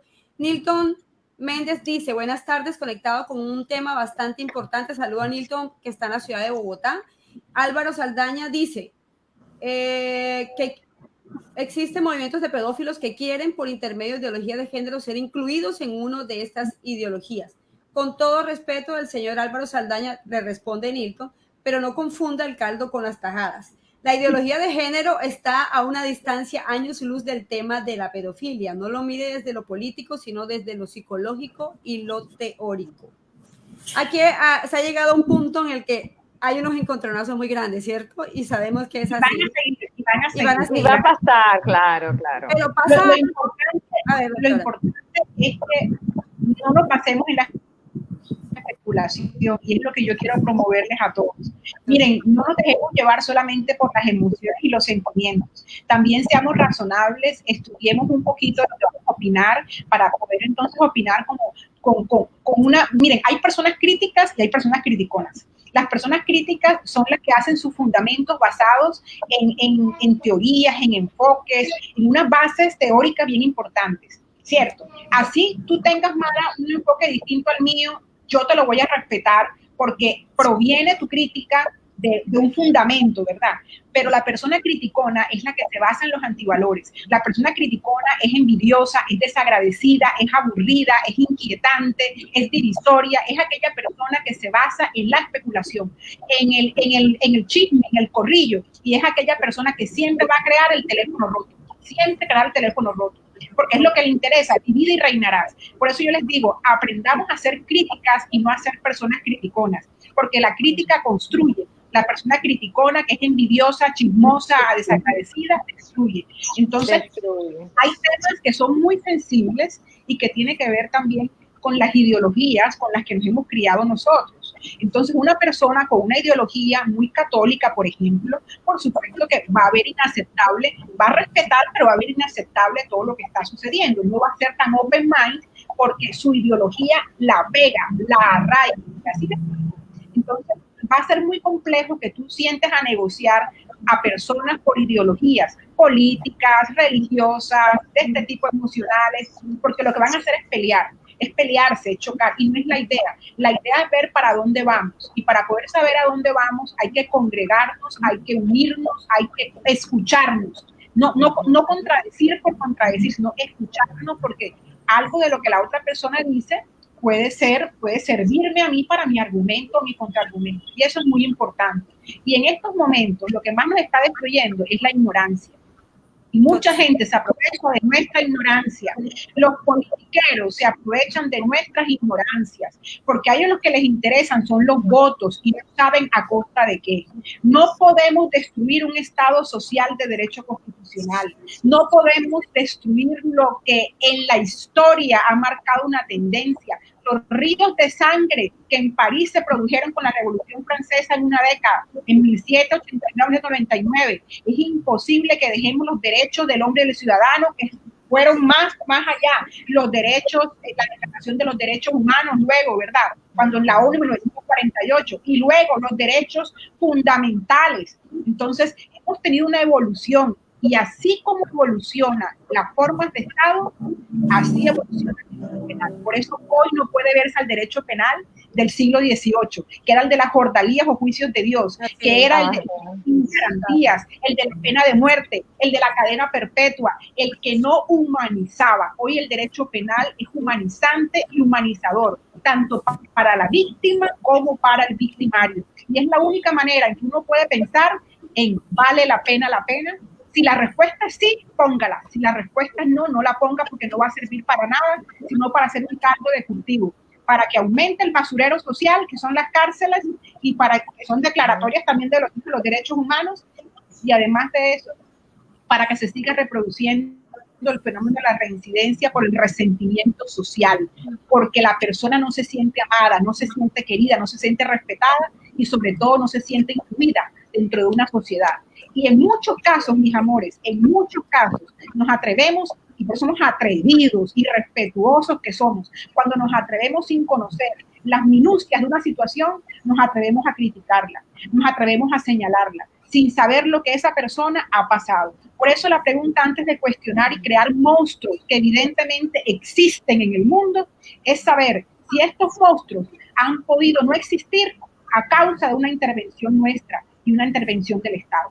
Porque si a causa de nuestra pasividad, de nuestra paquidermia, nosotros no tenemos por qué entonces como Pilatos lavarnos las manos. Eso es ser hipócrita, eso es ser miserable. Miserable con nuestro propio prójimo, con nuestra propia esencia de ser humano. Y si eso hacemos con otro, no esperemos que otros no lo hagan con nosotros.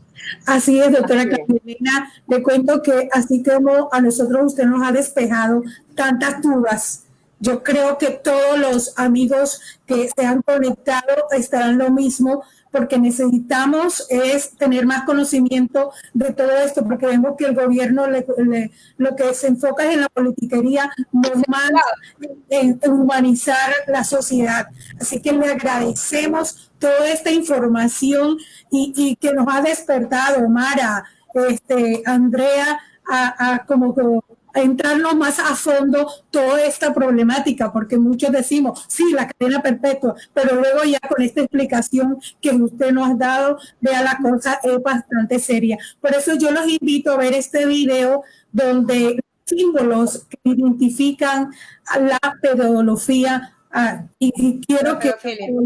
Sí. Pedofilia, sí. Los padres de familia tengan mucho en cuenta esto, porque los padres de familia son, mejor dicho, los la clave. Sí, la clave. Sí, los protectores de sus hijos para que no sean víctimas de la pedofilia.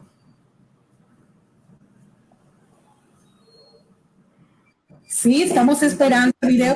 Estamos esperando el video. Pero mientras llega el video, vamos a leer un comentario de Gabriel León que dice: con todo respeto, doctora Claudia, eso significa que las personas que padecen de pedofilia deben ser integrados a centros de salud mental, que son los encargados para tratar trastornos mentales como ese. Pero en caso que el pedófilo se niegue a aceptar el proceso que tiene que pasar, alegando que eso no es una enfermedad y rehusándose en aceptar la ayuda por parte del Estado y de los centros de salud, ¿qué se haría en ese caso?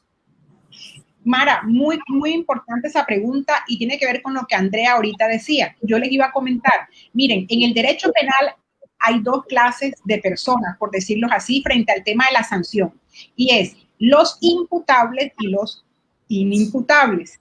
¿Quiénes son imputables? Por vía general, todos los que cometemos delitos, ¿cierto? Me incluyo, todos, y ya voy a decirles por qué. Okay. Pero son inimputables es la excepción. Inimputables son aquellas personas que al momento de cometer la conducta punible no son capaces de comprender la ilicitud de su acto, o habiendo comprendido que su acto es ilícito, no pueden frenarse, no pueden autodeterminarse. El mitómano, el pirómano, ¿sí me explico? Okay. Entonces, ¿cuáles son las causas o los generadores de inimputabilidad? Son trastornos mental transitorio, trastorno mental permanente, que también es un caso, inmadurez psicológica, por ejemplo, el caso de los menores que cometen delitos, los menores que están por fuera de la ley de infancia y adolescencia, los niños con síndrome de Down, por ejemplo, que pueden ser instrumentalizados para cometer delitos, los indígenas no civilizados, no los civilizados. No es el que ha sido gobernador del Cauca, no, los indígenas no civilizados, que no conocen de la ley, me explico, de la ley penal en este caso, o los que pertenecen a un sistema sociocultural similar, como por ejemplo, aunque les parezca irrisorio, el caso de Tarzán. Ese niño que se perdió y quedó en la selva, y hay casos reales, incluso hace unos años en Discovery Channel o en National Geographic salió un caso de una mujer en Australia que le pasó lo mismo, en un accidente quedó en la selva, expuesta allí y se crió con los animales. Ese es el caso y adoptan conductas de los animales. Exactamente. Esos son casos de inimputabilidad. Y la inimputabilidad, cuando la persona de esta comete un delito, la persona no es llevada o no debe ser llevada a la cárcel porque no recibe una pena, recibe una medida de seguridad. Y la medida de seguridad para los trastornados mentales es poder llevarlos a los centros donde los traten para su trastorno mental. En el caso de los menores, llevarlos a los sitios del bienestar familiar estipulados para eso, a los centros que tienen estipulados. A los indígenas, bueno, regresarlos a su sitio de origen y ellos tienen también su propia jurisdicción, ¿no? Válida. Entonces, fíjate cómo no todo trastornado mental tiene por qué estar en una cárcel. ¿Por qué? Porque el tratamiento que recibe en la cárcel no le va a servir no le va a servir para su patología, porque allá no le van a realizar ese tratamiento que es para rehabilitación. En la cárcel lo que se hace son unas políticas públicas de resocialización. Es distinto, ¿sí? Para que la persona pueda reinsertarse a la sociedad luego de haber cumplido la pena. Pero la pena por sí sola, ojo, y eso es para todos también, la pena por sí sola, el castigo por sí solo no resocializa. Eso es mentira. Okay. ¿Una persona puede resocializarse en la cárcel? Sí. ¿Y cómo puede hacerlo? Por supuesto, con todas las políticas penitenciarias favorables a la resocialización del INPEC, pero también si la persona tiene la voluntad de hacerlo. Porque la resocialización es la reeducación. Es el proceso voluntario, individual, motivante que un ser humano adquiere para decidir cambiar su comportamiento y no reincidir. Y eso lo puede hacer con ocasión de la pena o pese a la pena. El que no se quiere resocializar, el que no necesita para él resocializarse, pues no lo hace. No lo hace, así hayan tremendas cárceles, tremendas políticas penitenciarias. No, porque la resocialización es un proceso de reeducación, de reconductuarse, de un cambio motivacional, y eso es muy importante. Aquí dice Nilton Méndez, desde lo político es necesario revisar varias situaciones. Ley de infancia que se quedó corta. En este país el Estado es permisivo, pues el sistema judicial no es efectivo. Hay corrupción, si nos vamos a la experiencia, el dinero prevalece sobre el derecho. Quien tiene dinero puede burlar la ley. Caso la niña Zamboni. Delicado tema, ¿no? Para dedicarle otro programa. Así es. Sí, es delicadísimo. De ese caso. De ese caso que valía la pena también leer. Claro. Ahora, está el video que lo puedas compartir. Tienes el video. Quiero terminar esta partita para decirles antes del video. Miren, sí, claro. La cadena perpetua, yo la he definido como una estafa social. No se dejen estafar. No se dejen estafar haciéndoles creer que evidentemente la pena de la cadena perpetua va a cambiar y va a hacer que la gente se abstenga. La forma de proteger a nuestros niños no es posterior, es a priori, es anterior. Una protección efectiva tiene que ser oportuna. Cuando la protección se hace a destiempo, ya pierde eficacia. Por eso la importancia es que la protección se haga antes de que se cometa el delito, para no revictimizar y para que la gente dice que evidentemente la panacea de la cadena perpetua es un resultado, es una estafa social.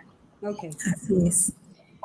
Bueno, entonces vamos a darle paso a este video que Aremilde tiene preparado para compartirnos hoy. Ari. Sí, ya puedes tú darle apertura ya desde... No tengo, porque ahí te lo compartí ahí, Mara. No lo veo por ningún lado, Aremilde. Aquí está el asistente, el productor que pueda explicar a ver, de qué manera. Bueno, mientras ustedes ubican, yo les voy a comentar de qué tratan estas imágenes para que a ustedes les pueda dar la posibilidad de ubicarlo y poder proyectarlo. Fíjense que últimamente, y es bueno lo que está sucediendo también, que hay grupos que están poniendo en alerta a la sociedad en cuanto a la simbología que se pueda estar utilizando con respecto a estos movimientos, los MAP. Es el que está sonando ahorita, sin embargo, no descarto que existan otros movimientos por allí. No los conozco, este es el único que he conocido, pero no sé si puedan haber otros grupos más pequeños que están también en este tipo de defensa de derechos, de insertarlos a ellos en la sociedad y hacerle valer sus derechos y que esto sea aprobado legalmente. Entonces, hay un tipo de simbología en donde está el pedófilo hacia los niños y el pedófilo hacia las niñas. Entonces, hay un símbolo que los representa a cada uno y hay otra simbología que es hacia ambos sexos. Entonces, es por ello que es importante la supervisión de las redes sociales de nuestros hijos ante estos medios. ¿Por qué? Porque se pueden encontrar con este tipo de símbolos, los pueden utilizar en la ignorancia. Yo no los conocía. Inocentemente. Exactamente. Sí. Yo no los conocía hasta hace poquito que me llegó esa información. Yo no sabía de esos símbolos. Me quedé sorprendida porque dije, bueno, hay tanta simbología en esto de las redes sociales que uno mismo utiliza para publicar. Te dan todas las opciones. y sin saber puedes estar utilizando una de esas sin darte cuenta, por ignorancia en este tema, porque es un movimiento muy cerrado. Ellos se conocen sus logos, sus símbolos, todo lo que han implementado, pero no todo el mundo los conoce. Por eso queremos mostrarlo para que todas las personas estén en conocimiento. Ya está listo el video, Are. Sí, bueno, sí, el video estamos esperando porque dice que todavía no se conecta. Aquí lo tengo, pero dice que todavía no se conecta. Tiene un triangulito. Se está compartiendo. Bueno, se está compartiendo el video. Bueno, estamos en esto de la tecnología y ya ustedes saben cómo es el tema de estar en vivo también. A mí me asombra algo y es cómo poderosos, cuando hablo de poderosos hablo de gobierno, hablo de personas que tienen altos cargos, personas que tienen negocios, son empresarios, dueños de compañía, famosas, multimillonarios, están involucrados en escándalos alrededor de la pedofilia, de la pederastia. Es triste y lamentable porque nosotros pensamos que los gobiernos están precisamente para proteger a sus ciudadanos y proteger lógicamente al menor, pero precisamente los poderosos son los que ahorita nos sentimos nosotros como que alerta, porque hay toda una red mucho más oscura y grande y poderosa de lo que nos imaginamos. Estuve averiguando y hay una empresa europea de helados. No voy a dar el nombre porque es una cuestión muy delicada tener que dar nombres, pero una empresa de helados que maneja el símbolo de la pedofilia con el corazoncito, que hay otro corazón dentro, para simbolizar que ellos son, digamos, tienen esta postura del tráfico o el manejo de la pedofilia, de este negocio de la pedofilia. Es un negocio, finalmente es un negocio que genera muchísimo dinero, porque el tráfico de niños y todo ese tema de la pedofilia, eso también es mucho dinero. ¿Cuánto se paga por un niño de 8 años, de 7 años, de 10 años? Si es niño, si es niña. Entonces, me di la tarea de investigar eso, me di la tarea de investigar también una página, un sitio web, donde usted hace un pedido de lo que usted quiera, pero dentro de los productos, ellos tienen un código interno que si usted solicita un sofá, ese sofá blanco significa que usted quiere o necesita esta fantasía, hacer la realidad, que es hacer realidad su deseo por los niños, por los menores. Entonces, como podemos ver, hay toda una red muy poderosa alrededor. Y ahí está el peligro. Claro, los niños, hay niños desaparecidos, hay niños que no sabemos nada de la vida de ellos. Desde el año 96 se desaparecían niños, el año 2000 se desaparecían niños, el año 2005 se desaparecían niños, y ahora con el tema de las redes sociales es mucho más frecuente poder ver, no, se desapareció en México, se desapareció en Colombia, se desapareció en Estados Unidos, nunca más volvió a aparecer. Pero es que estas redes son muy poderosas. Y los políticos tienen las manos. Y hay mucho dinero detrás de todo ello. Entonces ahí es donde es el peligro, y es por ello que también se forman estos movimientos que buscan defender derechos y todo, pero detrás de todo eso hay demasiado dinero, demasiado poder. Y ahí está el riesgo de la sociedad en general, de qué pueda pasar entonces a futuro con este tipo de movimientos. Fíjate cómo tú mencionas que hay un disfraz en donde las personas pueden caer en este tipo de estafas y de negocios sucios, porque son negocios sucios donde involucra mucho dinero y las personas pueden caer por ingenuidad. Así es. Así es. Bueno, estamos esperando entonces que el video pueda mostrarse aquí en la barra inferior que tengo acá, pero no da paso. No da paso. Es que aparece Gabriel León aquí, entonces no sé cómo Gabriel está aquí. Es en Aremilde, que puedas tú conectarte ahí para poder darle al video. Ok, aquí está. Quiero que la divulgues. Los símbolos que tenemos en la parte superior son los que está utilizando la pedofilia para identificarse entre sí. Cada uno de estos símbolos representa una inclinación o una preferencia sexual. Corazón rosado, preferencia por niños. Triángulo de líneas gruesas, preferencia por niños mayores. Esa mariposita tan inofensiva que se ve no tiene preferencia sexual, puede ser niña o niño. El del centro es el que están utilizando para identificarse en las redes. Y este último es preferencia por niños pequeños. Esto hay que divulgarlo. Háblenlo con sus hijos. Háblenlo con todos los niños y adolescentes que conozcan. Y tú, adolescente, niño, niña que me estás viendo, cada vez que veas uno de estos símbolos, hay un pervertido detrás. Así que huye. Recuerda, la clave es llegar primero. Yo soy un guardián de protección. Sé tú también uno de nosotros.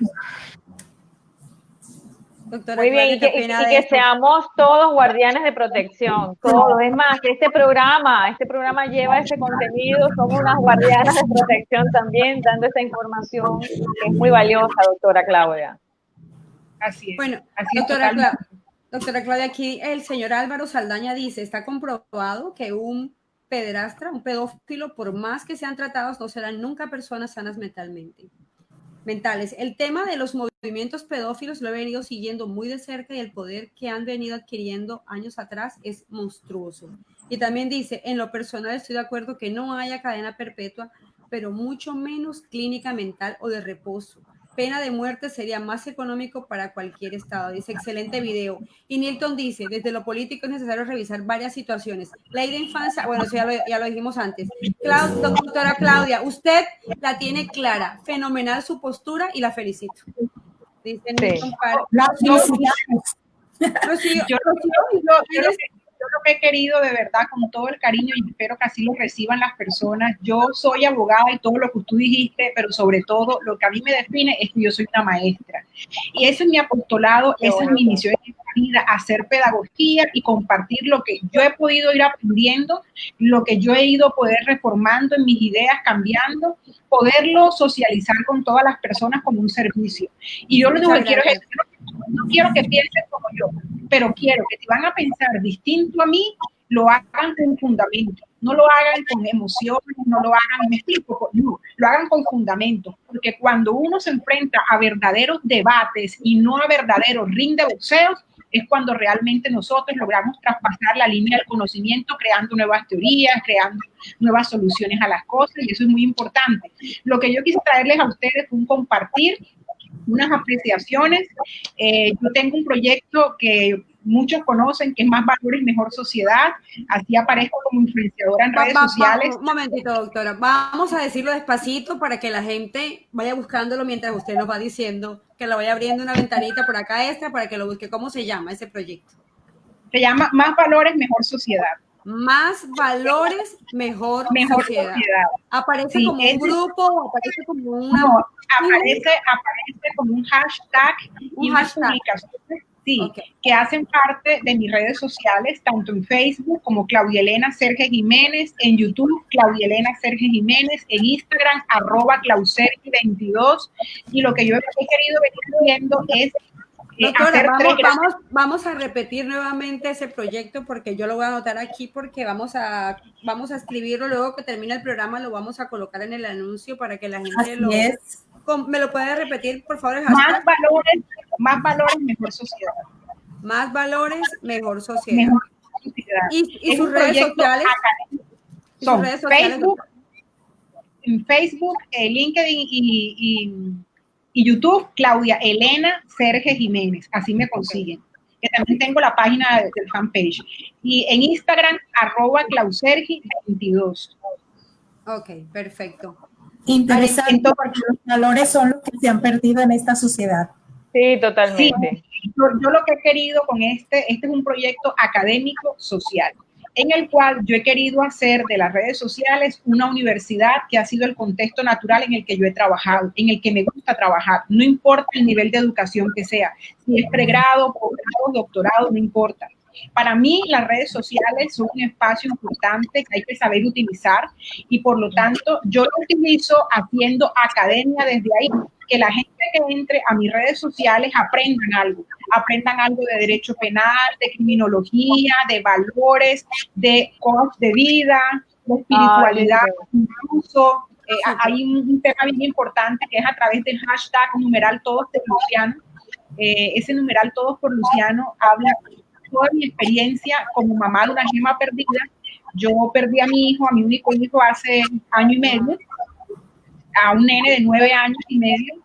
que fue una gran gema, un gran tesoro que Dios me prestó por 9 años y medio, y a través de ese hashtag yo sigo haciendo lo que más me gusta hacer, que es socializar, enseñar, hacer que otras personas entiendan o comprendan unos procesos de manera pedagógica, pero sobre todo que en este caso, en este hashtag, con el perdón de los que nos predican mi misma religión católica o que sean ateos, lo que hago a través de numeral es también enseñar y hacer pedagogía de Dios a través de mi propia experiencia de vida. Una experiencia muy dura, la más dura, la más dolorosa. La más dura, sin lugar a dudas, sí, es la más dura. Sí, sin lugar. Pero es la más humana y fue la que me hizo no solamente darme cuenta que yo creía en Dios, sino la que me hizo darme cuenta que yo, pese a esas circunstancias, le seguía creyendo a Dios. Y es muy diferente creer en Dios a creerle a Dios. Cuando tú le crees a Dios, le crees en las peores circunstancias, no en las mejores. Y eso es una punta de lágrimas, de dolor, de tristeza, pero tiene que servir para algo este dolor. Y eso se llama resiliencia. Es como tú transformas tu dolor y se lo regalas y se lo entregas al mundo diciéndole, no me voy a revictimizar porque no tengo mi hijo. Lo tuve. Hoy tengo un ángel. Hoy tengo un cordón umbilical directo con Dios que se llama Luciano Andrés. Entonces, a través de todo ese proceso, también está unido Más Valores, Mejor Sociedad. Es la forma de decirles que tenemos que mirar en recomponer a través de valores esta sociedad. No es a través de leyes, no es a través de reglas. Las leyes cambian, están hoy, mañana son. Las leyes las ponen personas incluso a sus propios intereses. Pero sí, los valores son lo que nos dan una estructura moral, una estructura social, una estructura de nuestras propias reglas. Es lo que nos va a llevar realmente a mirar hacia nosotros y no ver a otros, sino miremos hacia nosotros. Tengamos esa inteligencia, ya no solamente la inteligencia intrapersonal, tengamos inteligencia interpersonal, es decir, no tengamos conflictos con nosotros mismos, porque a veces nos pasamos criticando a los demás, es por el gran conflicto que tenemos con nosotros mismos y que no hemos solucionado. Por eso, ¿cuántas personas que hoy, otros no, pero cuántas personas que hoy están criticando el tema de la pedofilia y son cosas peores? Porque yo les voy a decir una cosa, el delito más grave es el que se comete sobre la vida, porque la vida es el valor y es el derecho más importante, bien jurídico más importante. De ahí en adelante, vida, libertad individual, libertad sexual, patrimonio económico, etcétera, etcétera. No podemos castigar con una pena más dura, un delito que es de menor entidad. Por ejemplo, sería imposible poner una pena mayor a un delito de hurto calificado agravado que a un homicidio agravado. ¿Sí me explico? Entonces ahí también les estoy diciendo, ojo con eso, porque si bien es cierto, la vida de nuestros niños también se pone en peligro, pero cuando ellos son violados, su vida como tal sigue vigente, me explico, sigue vigente, no se ha perdido cuando nada más son violados y no los han matado. Entonces, no puede haber una cadena perpetua, ¿sí?, por una violación cuando no la hay por un homicidio agravado, cuando no la hay por un genocidio. ¿Sí me explico? Que estructuralmente el derecho penal es de mayor entidad. Es más grave. Es más grave. Entonces, somos desproporcionales. O sea, lo que quiero hacerles es como enfocarlos en el deber ser. ¿Sí me explico? Y que cada crítica la hagamos con fundamento, porque esto es ilógico. ¿Cómo yo voy a colocar una pena más gravosa por un delito que sí, que es grave, que es fuerte, pero que en la escala del Código Penal está en menor entidad? Me explico, en menor entidad como bien jurídico tutelado. O sea, la libertad sexual es de menor entidad que la vida, ¿sí? Entonces hay delitos que atentan contra la vida. ¿Cuáles son? El genocidio. Entonces, si el genocidio, que es un delito de lesa humanidad, no tiene cadena perpetua, no tiene ni se le ha aprobado pena perpetua, ¿cómo vamos a promover cadena perpetua para las violaciones? ¿Sí me hago entender? Entonces, es entendible. Hay personas que dicen, un niño o una niña luego de ser violado, muchas veces su vida se destruye. Está viviendo, crece, pero su vida se destruye. Eso y estar muerto es lo mismo. Entonces yo pienso que de pronto, teniendo en cuenta eso, es que la gente dice, Dios mío, esto es lo peor que puede haber pasado, se va a la cárcel y se va castrado, o se muere ahí, o tomamos nosotros la justicia por nuestras propias manos. Aquí hay una señora que dice, las leyes en Colombia, ¿qué están haciendo en realidad por castigar fuertemente a los pedófilos? Bueno, eso ya lo hablamos anteriormente. A la señora Rocío le dice, cuando se enteró por prensa la violación por los soldados a una niña indígena, quisieron denigrar de ella. En esta época de pandemia, muchos de nuestros niños han sido violentados por sus propios familiares. ¿Qué se está haciendo para protegerlo? Bueno, a la señora Rocío, si se hubiese conectado un poquito antes, creo que le hubiese quedado más claro este tema, porque hablamos de este problema que tenemos de fondo como sociedad y las pocas medidas de protección que hay. No solamente es que llegue el policía y cuida al niño, sino al interior de la mente de la familia. Así es. Tenemos que cuidar al niño, ¿no? Hay un punto. Ajá. Perdona, André, es lo siguiente, para que no quede el sinsabor. Miren, efectivamente, cuando un niño es violado, se le destruye su vida, aparentemente. Ya van a saber por qué digo eso. Primero, porque no todo niño que ha sido violado se le ha destruido su vida. Hay personas que han sido, o sea, no puede ser una regla general, porque no es así. Okay. Hay mujeres adultas y hay hombres adultos que han sido violados, que se les ha destruido su vida, como hay otros que no. Lo que yo quiero decirles es que no podemos seguir cayendo en el error de generalizar y de decir, por ejemplo, desde el punto de vista solo de tecnología, que es lo mismo que la persona esté muerta en vida, porque efectivamente es cierto. Es más, a la persona que escribió, estoy de acuerdo contigo, Linda, te coloco este ejemplo de un comportamiento que es minimizado, invisibilizado, que es un delito que se llama el delito de injuria, que también hay otro que se llama delito de calumnia, que son delitos que atentan contra el patrimonio moral de los seres humanos, que estamos acostumbrados a hacerlos, y es cierto, cuando una persona injuria a otra, le destruye la vida, pero la persona sigue viva, ¿sí me explico? Sigue viva, aunque le destruye la vida, pero sigue viva. Y ese es el problema de cuando nosotros miramos a los delitos de esa forma, como tan obtusa. Entonces quiero invitarlos, es para que nosotros entendamos que efectivamente hay delitos gravísimos, gravísimos, como los de lesa humanidad y el tema que estamos tratando y abordando, gravísimos. Hay delitos graves y hay delitos menos graves. ¿Sí? Okay. Por ejemplo,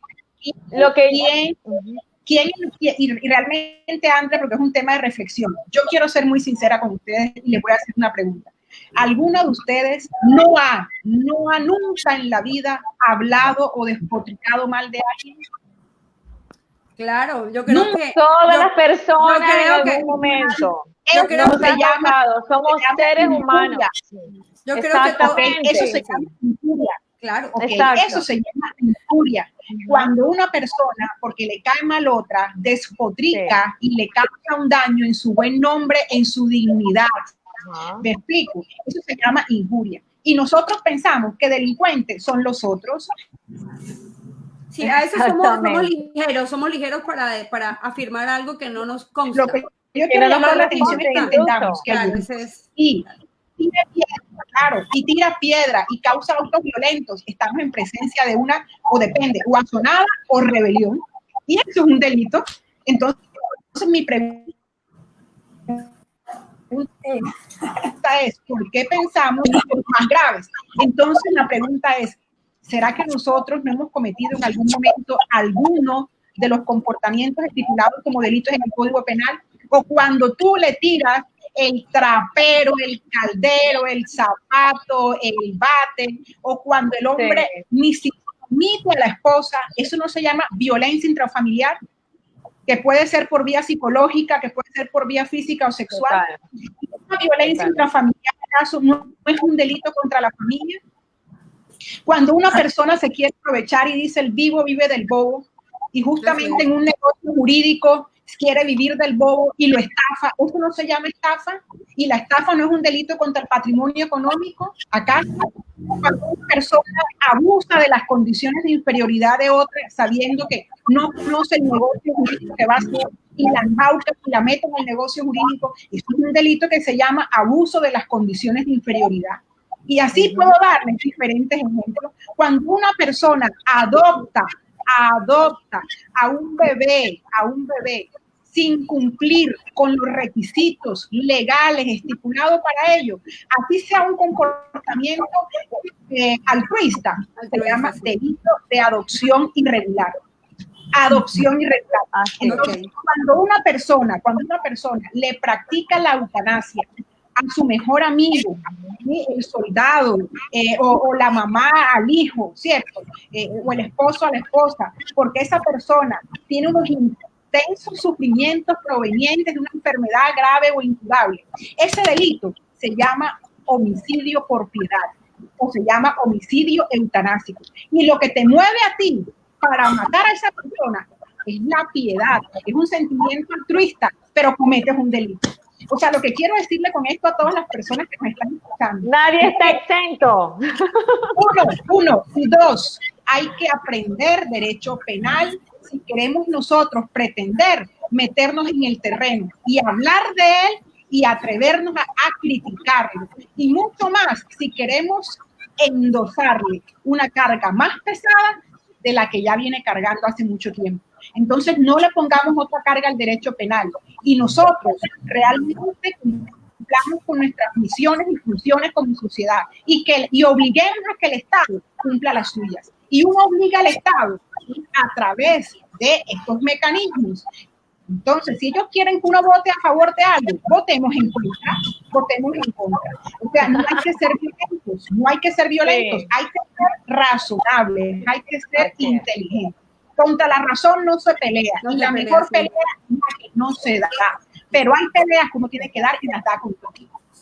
Así es. No, fíjate que yo quisiera, bueno, apoyar este comentario y entiendo tu mensaje, doctora Claudia, partiendo desde el punto de vista de que todos somos seres humanos y que todos cometemos errores. Entonces, nos creemos unos más que otros para señalar, y eso es muy fácil, mirar hacia afuera, pero no miramos hacia adentro. Y allí es donde es la invitación, que hagamos una invitación a la reflexión, al autoconocimiento, al revisarnos realmente. Tenemos nuestras fortalezas y son las que miramos, estas son las que vemos, pero no vemos nuestras debilidades. Entonces, cuando incurrimos en esos señalamientos, en juzgar a la otra persona, y ahí es el punto que yo estoy concluyendo de este programa, para que la gente que está comentando también pueda entender y no lo desvíe, porque la idea es llevar un mensaje humanizador a las personas, es decir, es que nosotros tenemos que ser mejores cada día, si todos aprendiéramos a revisarnos, a hacer ese autoconocimiento y trabajar esas debilidades, esos errores que cometemos como personas, como seres humanos, y como parte de ese sistema de lo que aprendemos errores y los repetimos, porque también es parte de todo esto. Entonces es aprender a convivir, es aprender a perdonar, es aprender a aceptar a la otra persona, y esto es basado en ese mensaje de humanizar, de ser todos desde esa persona, desde lo más adentro, desde el ser nosotros mismos, pero realmente con valores, como decía Emilia hace rato también, los valores son muy importantes. Entonces, rescatar esos valores, ponerlos en práctica y trabajar en esas debilidades, vamos a decir, más que errores, debilidades que tenemos, vamos a trabajarlas y vamos a convertirlas en fortalezas, contribuyendo con la sociedad. Esta es mi conclusión del programa del día de hoy. Muchas gracias, doctora Andrea. Claudia. Y a Aremilde, un mensaje para despedirnos ya, por favor. Pues yo creo que una de las debilidades que tenemos todos es la ignorancia y que nos dejamos llevar por todo lo que diga el gobierno y no profundizamos, sino lo que diga el gobierno. No, él sí tiene razón, el gobierno, y nosotros no hacemos nada. Entonces ya nosotros damos esta iniciativa con esta invitación que Mara González le ha hecho oportuna a la doctora Claudia Elena Sergio y que nos ha despejado tanto. Entonces es que nosotros vean dejemos la ignorancia y a documentarnos más con toda la problemática de nuestra sociedad, porque si no, ¿hasta dónde vamos a llegar? Así que le agradecemos a la doctora Claudia Elena que nos ha despertado y no seguir siendo ignorantes, sino profundizar más todos estos temas que tienen que ver con los valores para tener una mejor sociedad. Doctora Claudia, yo estaba en deuda hace rato de invitarla al programa. Hace rato estaba en deuda, decía, yo tengo que traer a la doctora Claudia al programa y se dio la oportunidad con este tema gracias a mi colega Andrea Socorro que propuso este tema y dije, claro que sí, vamos a organizarlo y la doctora Claudia tiene el perfil para que aborde este tema, si bien es cierto que usted dice que se necesita de un grupo profesional mucho más amplio para abordar este tema en todas sus dimensiones, pero creo que nosotros nos hemos sentido complacidas y nos ha dejado una gran inquietud para ahondar aún más acerca de este tema con sus implicaciones penales, porque de pronto uno lo toma a la ligera el delito y que vaya a la cárcel, porque yo lo reconozco, fue una de las primeras que dije, sí, cadena perpetua y nos quitamos ese, como dice uno, ese chicharrón de encima. Yo creo que pero y no, claro, y ahora que escuché 2 horas de programa muy necesarios, porque eso fue una pedagogía que se hizo acá, fue una clase que nos dio la doctora Claudia con respecto a este tema, y que más allá de qué es la pedofilia y sus causas y de dónde viene y por qué se dio, está que es el hecho, lo que está haciendo, lo que hizo o lo que puede hacer. ¿Cómo podemos actuar como sociedad? ¿Qué tan beneficioso es que vaya a la cárcel y que lo castren o que lo maten o que quede toda la vida ahí metido? ¿Qué tan beneficioso para nosotros? ¿Nos hace mejores seres humanos eso? ¿Nos estamos quitando ese problema de encima? Son todos estos cuestionamientos. Claro, y eso es lo que la doctora Claudia hoy nos ha planteado acá, una realidad. Y es que tenemos que replantearnos como sociedad qué es lo que estamos haciendo, cómo lo estamos haciendo antes de depositar en el derecho penal toda la responsabilidad para esta situación, para esta medida. Doctora Claudia, muchísimas gracias, de verdad que para mí ha sido un honor tremendo, que no sea la última, porque queremos que siga acá con nosotros en viernes de charlas con café. Aquí charlas con café. Estas mujeres en una próxima oportunidad con otro tema también de interés para toda la familia, para toda la sociedad, donde quiera que nos vean en cualquier parte del mundo, porque afortunadamente muchas personas nos siguen desde México, Chile, Argentina, Ecuador, toda Colombia. Es toda la sociedad. Aquí estamos involucrados todos somos responsables. Así que, doctora Claudia, de nuevo, muchísimas gracias. Muchas gracias. Gracias, doctora. Y gran ejemplo de resiliencia. Gran ejemplo, de verdad que es. Sí, admirable. Bien lo dijo Carlos Moneri, mujer de valor. Gracias a todos ustedes por haberme escuchado, a ti, Linda, por haberme invitado, me siento muy complacida y bueno, yo finalizo diciendo además de esos agradecimientos, porque los agradecimientos son la memoria del alma, agradecer es que el alma recuerda lo que uno tiene que recordar, pero quiero decirle que no podemos confundir nunca la venganza con la justicia. Cuando ustedes piensen en darle un castigo a alguien, pónganse en el lugar de esa persona por un segundo. Tratemos de alguna manera, no solo de ser simpáticos. Ser simpáticos es ser agradable a la vista, ser agradable al oído, pero hay que ir más allá. El verdadero compromiso es ser empáticos. Ser empático significa ponerse en los zapatos de la otra persona, para saber qué tanto te aprietan, para ver si tanto holgado están, para ver realmente qué tanto te calza. Si realmente tú consideras que harías algo mejor que lo que esa persona hizo, atrévete a criticarle. Pero si tú sabes en el fondo de tu corazón que pudiste haber hecho incluso algo peor que lo que esa persona hizo, entonces calla. Calla y no seas hipócrita. No seas hipócrita, porque la hipocresía nos está matando, la doble moral nos está matando. Hay que aprender a reconocer. Hagamos una dopa de nosotros mismos. La dopa no solamente es para las empresas, la dopa es para nosotros. Fidelidad, empezando por nosotros. Oportunidad, fortaleza y las amenazas. Y yo creo que la principal amenaza es la ignorancia, el no saber, el no conocer y sin embargo atrevernos a hacer el acto más grande que uno puede hacer en la vida después de Dios, que es juzgar. Entonces no juzguemos a otro, porque por cada dedo tenemos 4 para nosotros, ¿cierto? El derecho penal es el derecho duro, cruel, ruin, abyecto, porque es el de la sanción, el de la venganza legítima a través del jus puniendi del Estado, pero también es el derecho más humano, es el derecho que nos muestra que detrás de un criminal también puede haber una víctima. Y no solamente a la que él le cometió el delito, sino cuando él le cometió un delito. Entonces hay que aprender a mirar y analizar todas esas condiciones. Creo que con eso termino. Muchas gracias a todos y no se les olvide, numeral más valores, mejor sociedad. Así es, numeral más valores, mejor sociedad. Muchísimas gracias. Gracias, chicas, doctora. Por haber gracias estado a ti. Esta tarde, Andrea Socorro, claro que sí, claro. por supuesto, claro que sí. Y a ustedes muchas gracias por estar ahí. No se olviden compartir esta transmisión porque yo sé que luego van a seguir reproduciendo y bueno, vamos a llegar hasta el último rincón con este mensaje. Muchas gracias a ustedes y nos vemos en otra oportunidad. Bendiciones y chao, chao. Chao, chao.